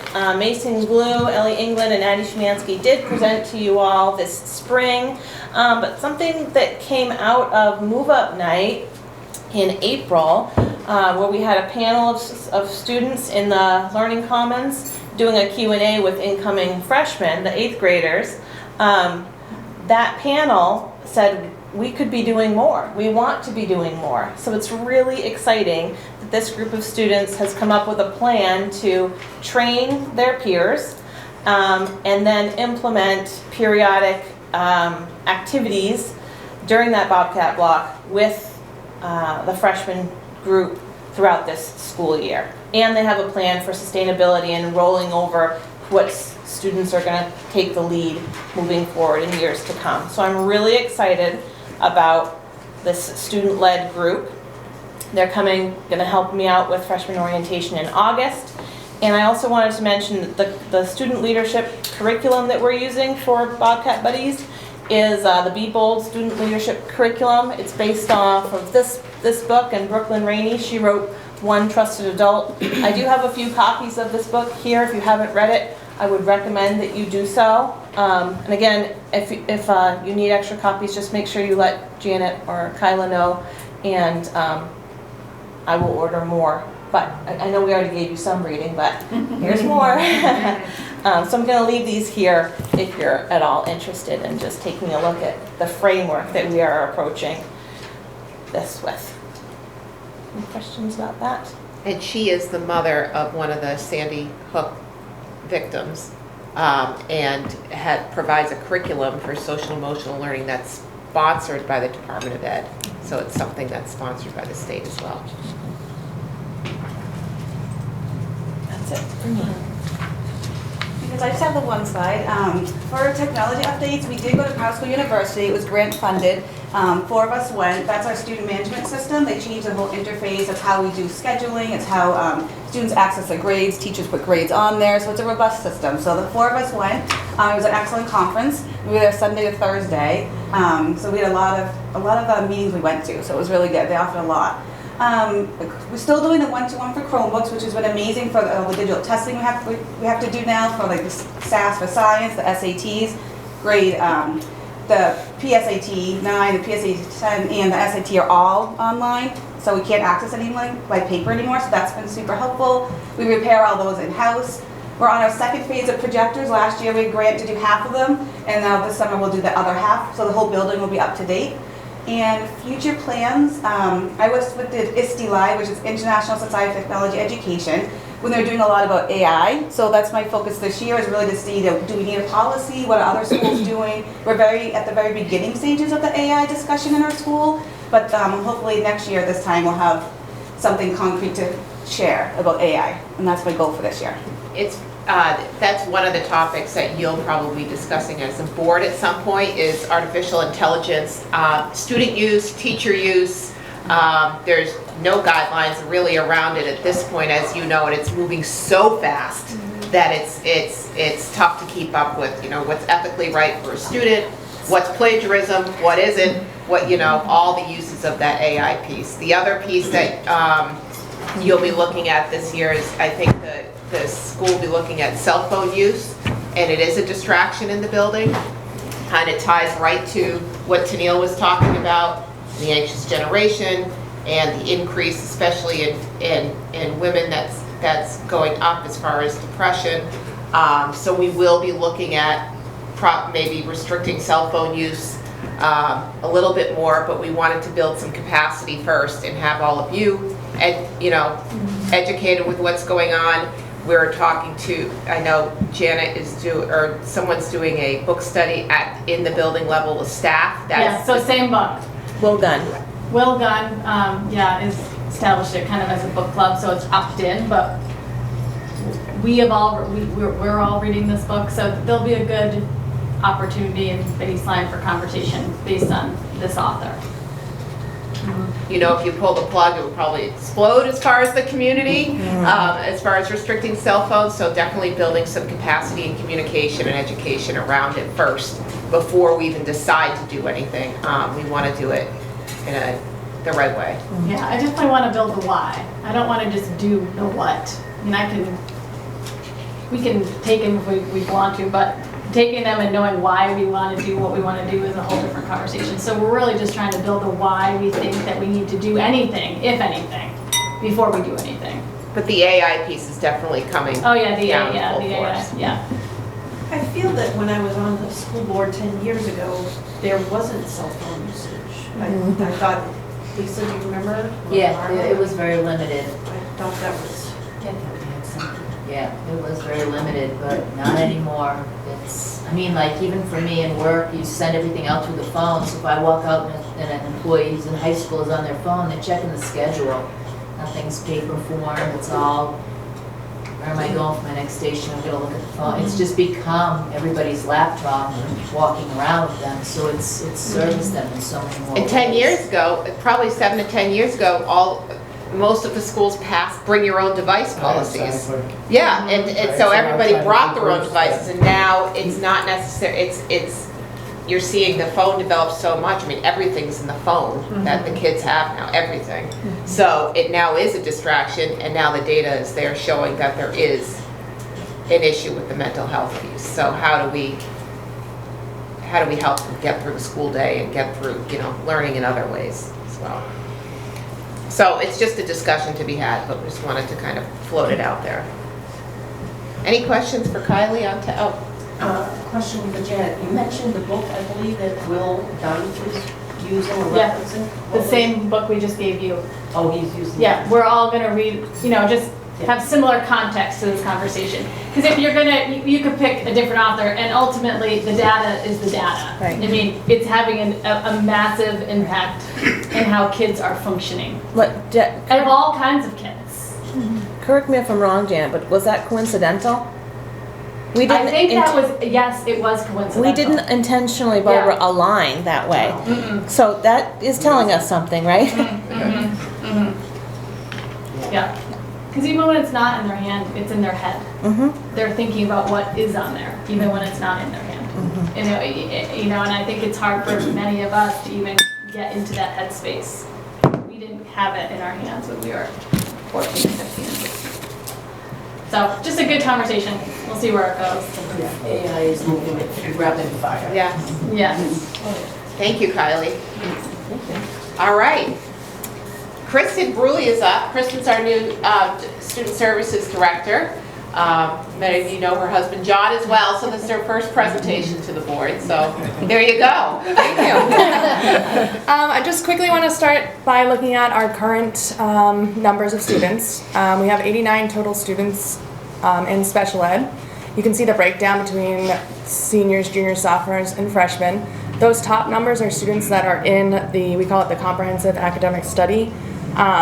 So they're not actually placed in a special ed setting. They are in a regular ed setting where they receive their direct services with other students who might need some of those services as well, such as executive functioning. So they do the little mini lesson first, get our provided academic support, but then those students who need the more direct services get those provided to them in that setting. We also have 12 students in the REACH program. I'm not sure if you guys know what the REACH program is. That is more of an instructional program that offers activities that focus on the students' needs in the areas of functional academics, social skills, community access, and pre-vocational activities. From the REACH program, our students then go into the CATS program. CATS stands for Community-Based Adult Transition Skills. That program is made up of typically seniors. We do have some postgraduates that decide to stay until their 22nd birthday. Currently, we have 10 students. 5 of those are postgraduates that are returning to the program. So remember that new law that now has extended our responsibility as a district to educate these students with disabilities that are not on the high school track to age 22.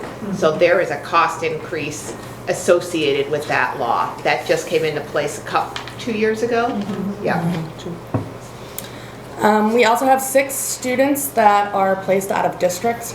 One of those students is not special ed, but I just included that in the out of district students as well. Current caseloads for the comprehensive academic study teachers are about 23 students per teacher who are identified as special ed students. They do have a few other students in their classes that are not. Do you have any questions about the current numbers? Yeah. I just have, on the CATS law, is that a federal or state mandate? A state mandate. So it's not the CATS as the program, it's just the eligibility age of special ed in the state has gone from 21 to 22. It used to be just to the 21st birthday for kids not graduating. So kids that are going to go into more of an assisted living, vocational living piece, but now it's extended to the 22nd birthday. Handful of students. Yeah. Yeah. A few highlights. I really want to focus on our unified athletics program and just the work that they've done as a unified program as whole. We had students attend Capitol Hill Day in Washington, D.C. There, the student athletes participated in face-to-face meetings with members of Congress, and they were asking elected officials to partner with them to support inclusive education and health initiatives for people with intellectual disabilities. So that was, I think it was our first year that we had students, we had both students and peers who supported them during that process go to that, which I thought was a huge, just a huge accomplishment to have students traveling to Washington, D.C. to do that. We also had students who participated in the Penguin Plunge. Plymouth raised over $20,000, and a chunk of that money did come back to our program, which we were able to use to support our unified programs moving forward. We are also one of 3 Special Olympics nationally recognized unified champion schools in New Hampshire. I think that's just really something to be proud of and something that we want to maintain moving forward. There's a few other things that we did in there. The torch run, we did it with the local law enforcement. We hosted the state unified basketball tournament collaboratively with the surrounding schools. Plymouth State helped us out. And we've just been doing some really good work on that end. Looking forward, we are really trying to push a more inclusive front. So we are pushing unified classes. These are classes where there will both be identified students but also peer members that are going to support those students in those classes. This past year we ran with PE and art. Both were very successful, and we're looking to implement wellness moving forward. We also are going to try to have unified living, which is going to be in the REACH program, so that those students aren't secluded by themselves, but they will have peers that are going to be working with them to support them, just to really increase our inclusivity in our school. We have a number of typical peers that choose to work in some of the special ed programs as part of their work study. Well, they receive half a credit per semester as well. To help credit bearing. I know we've talked a lot about ELOs, and that's not just in the regular education. We've really been trying to increase opportunities for our special education population as well. This last year, the CATS program had, I want to say 6, I wrote it down somewhere, 6 students that were in a steady job placement, and that looks a little bit different than what a regular ed student might be doing. We do have some support going with them to make sure they're comfortable, that they understand what they're doing, make sure it's safe, and then we slowly transition them to do the work without as much support. I think a really good number is out of those 6 students that were working during the school year, 4 of them are still currently employed and working for that placement where they started during the school year without the support of us. We really want to look to increase these options and opportunities that are available.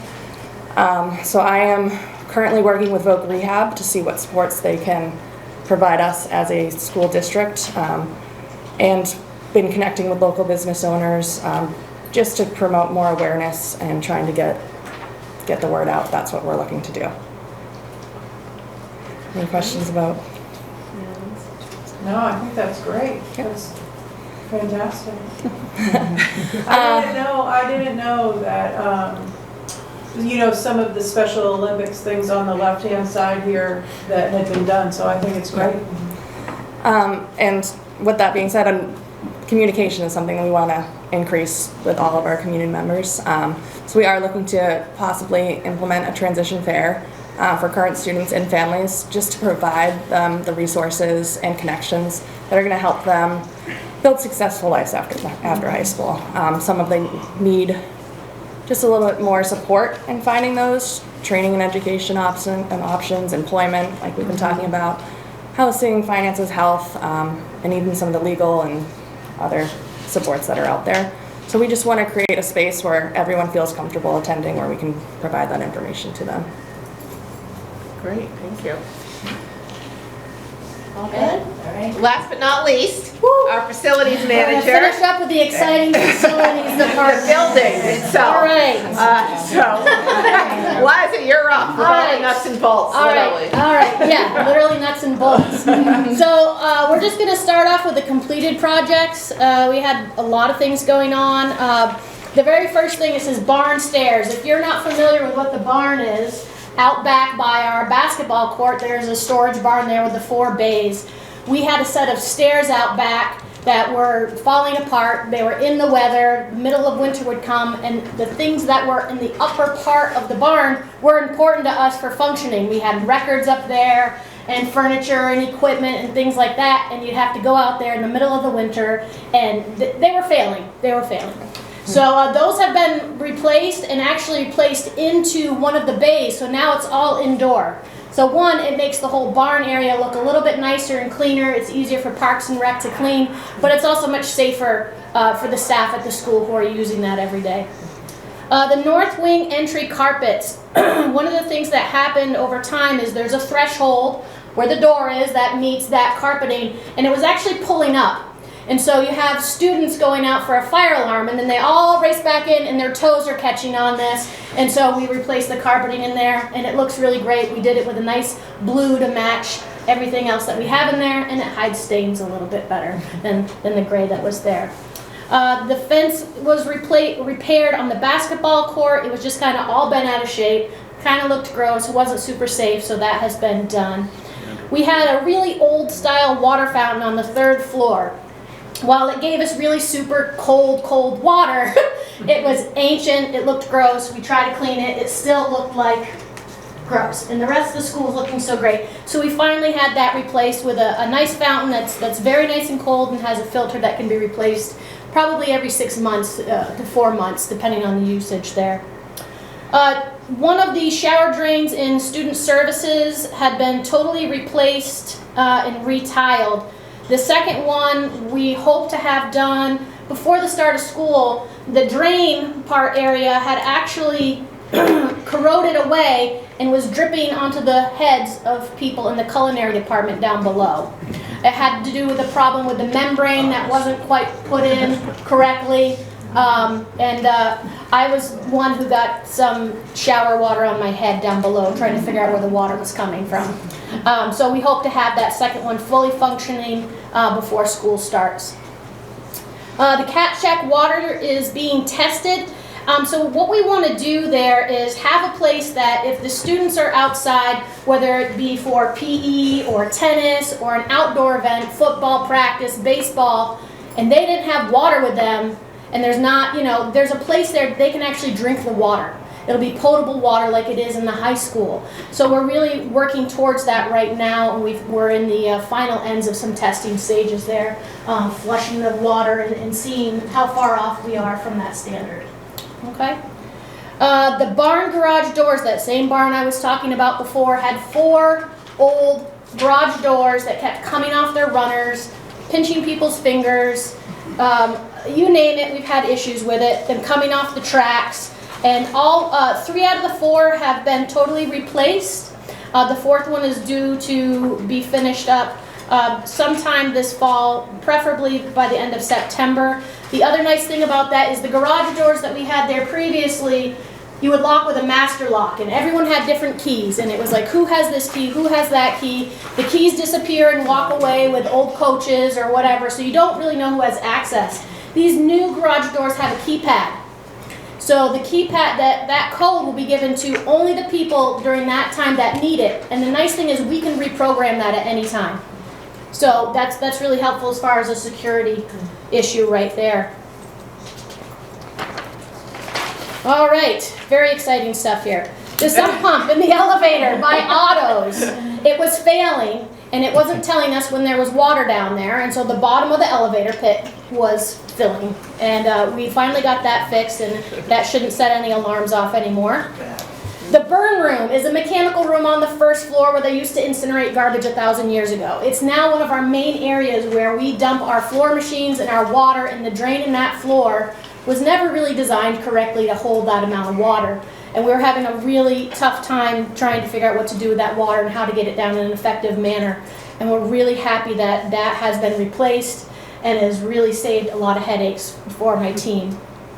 The north wing and cafeteria bathrooms. Those bathrooms, if you remember, most of you were on staff last year, were just redone last year. I have been monitoring them this year, and I was really unhappy with the way that they held up compared to the bathrooms the year before. There was a lot of staining and a lot of work that was needed to really get them clean. So I actually had the general contractor from CCI come in, as well as the gentleman who was the rep for the flooring company, and they agreed with me that this was not acceptable. They are all being redone at no cost to us. Okay. The gymnasium floor has been resealed another year, and I have to say that I was looking at some information this morning about when the gym is set to be replaced, and because we're resealing it every year, our gymnasium floor looks great. It's holding up really, really well, and we're hoping we can even push back replacing it even further because we do this yearly upkeep on that. The gymnasium basketball hoists and bleachers have been inspected. That happens every year annually. Make sure that the motors are coming in or out, the hoists are coming down safely, and raising those basketball hoops up safely as well. The bus barn doors, that's the building attached to Parks and Rec. They have all new garage doors now as well. They were having similar problems that we were with the other ones where the track was coming undone and you can't secure the building because you can't get that down. In our student services, we have students there with some auditory issues, and the overhead speakers were set at one tone, and it was really loud, and it was very hard for some of these students. So we actually went ahead and put volume control in those rooms so that they can actually be turned down depending on the population that's using that space. In progress, the usual stripping, scrubbing, and waxing of all floors. The carpets all get deep cleaned. Some of them need to be done 2 or 3 times because they get pretty gross. We'll be doing all the window cleaning inside and out, deep cleaning of all rooms and areas with the help of, we have 4 students that are helping us out this summer. We have painters, we have cleaners, we have little construction guys that are helping us out. Cleaning up the fob system. So what that means is very similar to what I was talking about with the master lock system before. Over the years, we have those fobs that let people in or out of the building.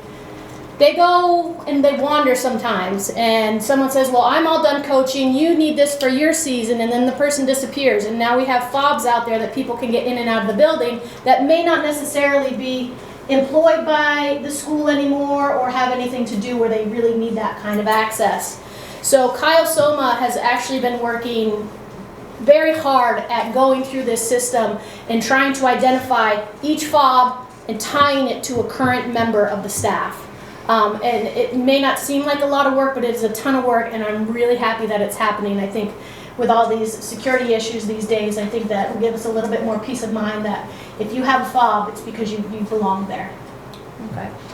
We're just replacing some broken shades. We have some of the rooms that have those old white pull-down shades that get brittle and broken.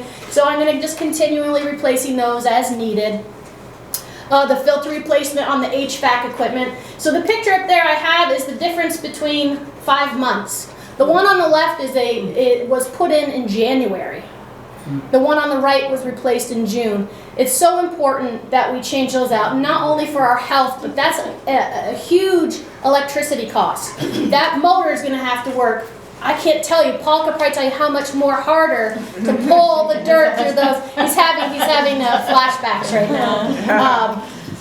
it just costs so much more money to run the building, and you're gonna have motor problems, belt problems, all of that if we're not doing things like that. And that's all of our HVAC equipment, all of our inside heaters, they all have filters. And we try to do those 2 to 3 times a year, as well as the belts and the bearings and cleaning the coils, and so that's always in progress is what I should say there. Our linear door upgrade, we are still working on. Mike Carberry is doing that for us, and he has started, and we don't have a finish date yet. I'm hoping by October all of those will be upgraded. And that's really so that all of our exterior doors have that fob key entry. It really helps with security instead of, you know, you can really tell who was in the building, who wasn't. The key, we can't tell, right? And so this will just give us that one more layer of security right there. Let's see. One other thing that we kind of have been playing with the last couple years in the facilities team meetings is our breaker system. We have electrical breakers all throughout the school. Some of them make sense where they are, some of them do not make sense where they are. Some of them are original to the building, and if that breaker goes, we may not even be able to replace that breaker.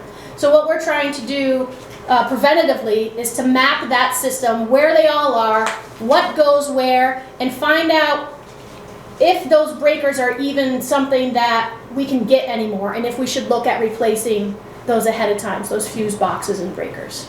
Try to get ahead of that. So. Let's see here, turn the page. Ooh, schedule. That little path area there is the pickleball court, and that is the main entrance to the pickleball court. They did a really nice job, and we have it paved to the service gates, where the big, giant, wide ones that are really meant for resealing, emergency calls, things like that. So the regular gate, they're walking through the grass and causing mud and dirt and bringing that all onto the court. Where it's kind of a nuisance for the people who are using the court and for Parks and Rec. So we do have a quote coming back to have that done, hopefully before school. The annual fire alarm system testing is going to happen on the 22nd. We have the elevator inspection happening at the end of the month. We have a new scissor lift coming, and the thing with this is we're actually going to be training anyone who's going to be using it. Would probably be myself, Todd, Randy, and probably the custodial supervisors on actually how to use it safely and properly. So we're going to do that, and that's all in the cost of what it was. We built that all into there so that we are using that safely. Automation controls for the walk-in cooler. That means if the cooler goes down in the middle of the summer, where they have frozen food in there, we will be alerted and we will know that that's happening. I don't check the coolers every day. I probably should, but will help, and it will help Fresh Picks, who is responsible for all that equipment, so we can get ahead of it. If it happens in the middle of the winter on a Saturday, there's going to be an alarm that goes out and tells us that that's happening. And then Wi-Fi to the football and soccer areas. As soon as the linear door upgrade is done, that will be done. I asked if it will be ready for football. They don't think it'll be ready for football, but it is happening. Now we're at the big stuff this summer. All the demo is complete in the band, art, choir, gym, HVAC renovation area. We needed to get a little bit more structural steel up in the penthouse, which is a tiny room up on the roof to support the equipment. That's happening. The curbing, which is the area that the unit sits on, that goes into the roof and penetrates, that's going on. And the RTU installation is actually happening on Friday. We have a couple units up there already, but the one for the gym is coming Friday by crane. And they're going to move that up there. We also had the gymnasium ducts cleaned out. Their ducts are about this wide, and they go pretty much the length of the gymnasium.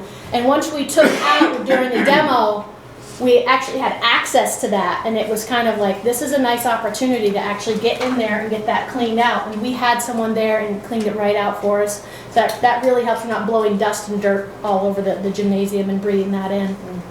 And then the programming of the entire unit is going to start on the 22nd as well. Any questions, concerns, anything? No? All right, that's all I have. Thank you. Thank you. All right, public comment. Anybody have anything? Barbara's got a question.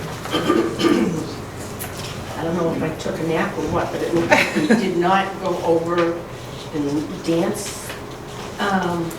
We'll be doing that at the board meeting. After the board. No, at the next board meeting or one of the committees. Great, thank you. Okay, any other comments or concerns? Okay, we did the goals, I guess a motion to go into non-public. And I just need to take Janet and myself, obviously, with the board. Everybody else, thank you. Thank you. Great job. Thank you. Thank you. What?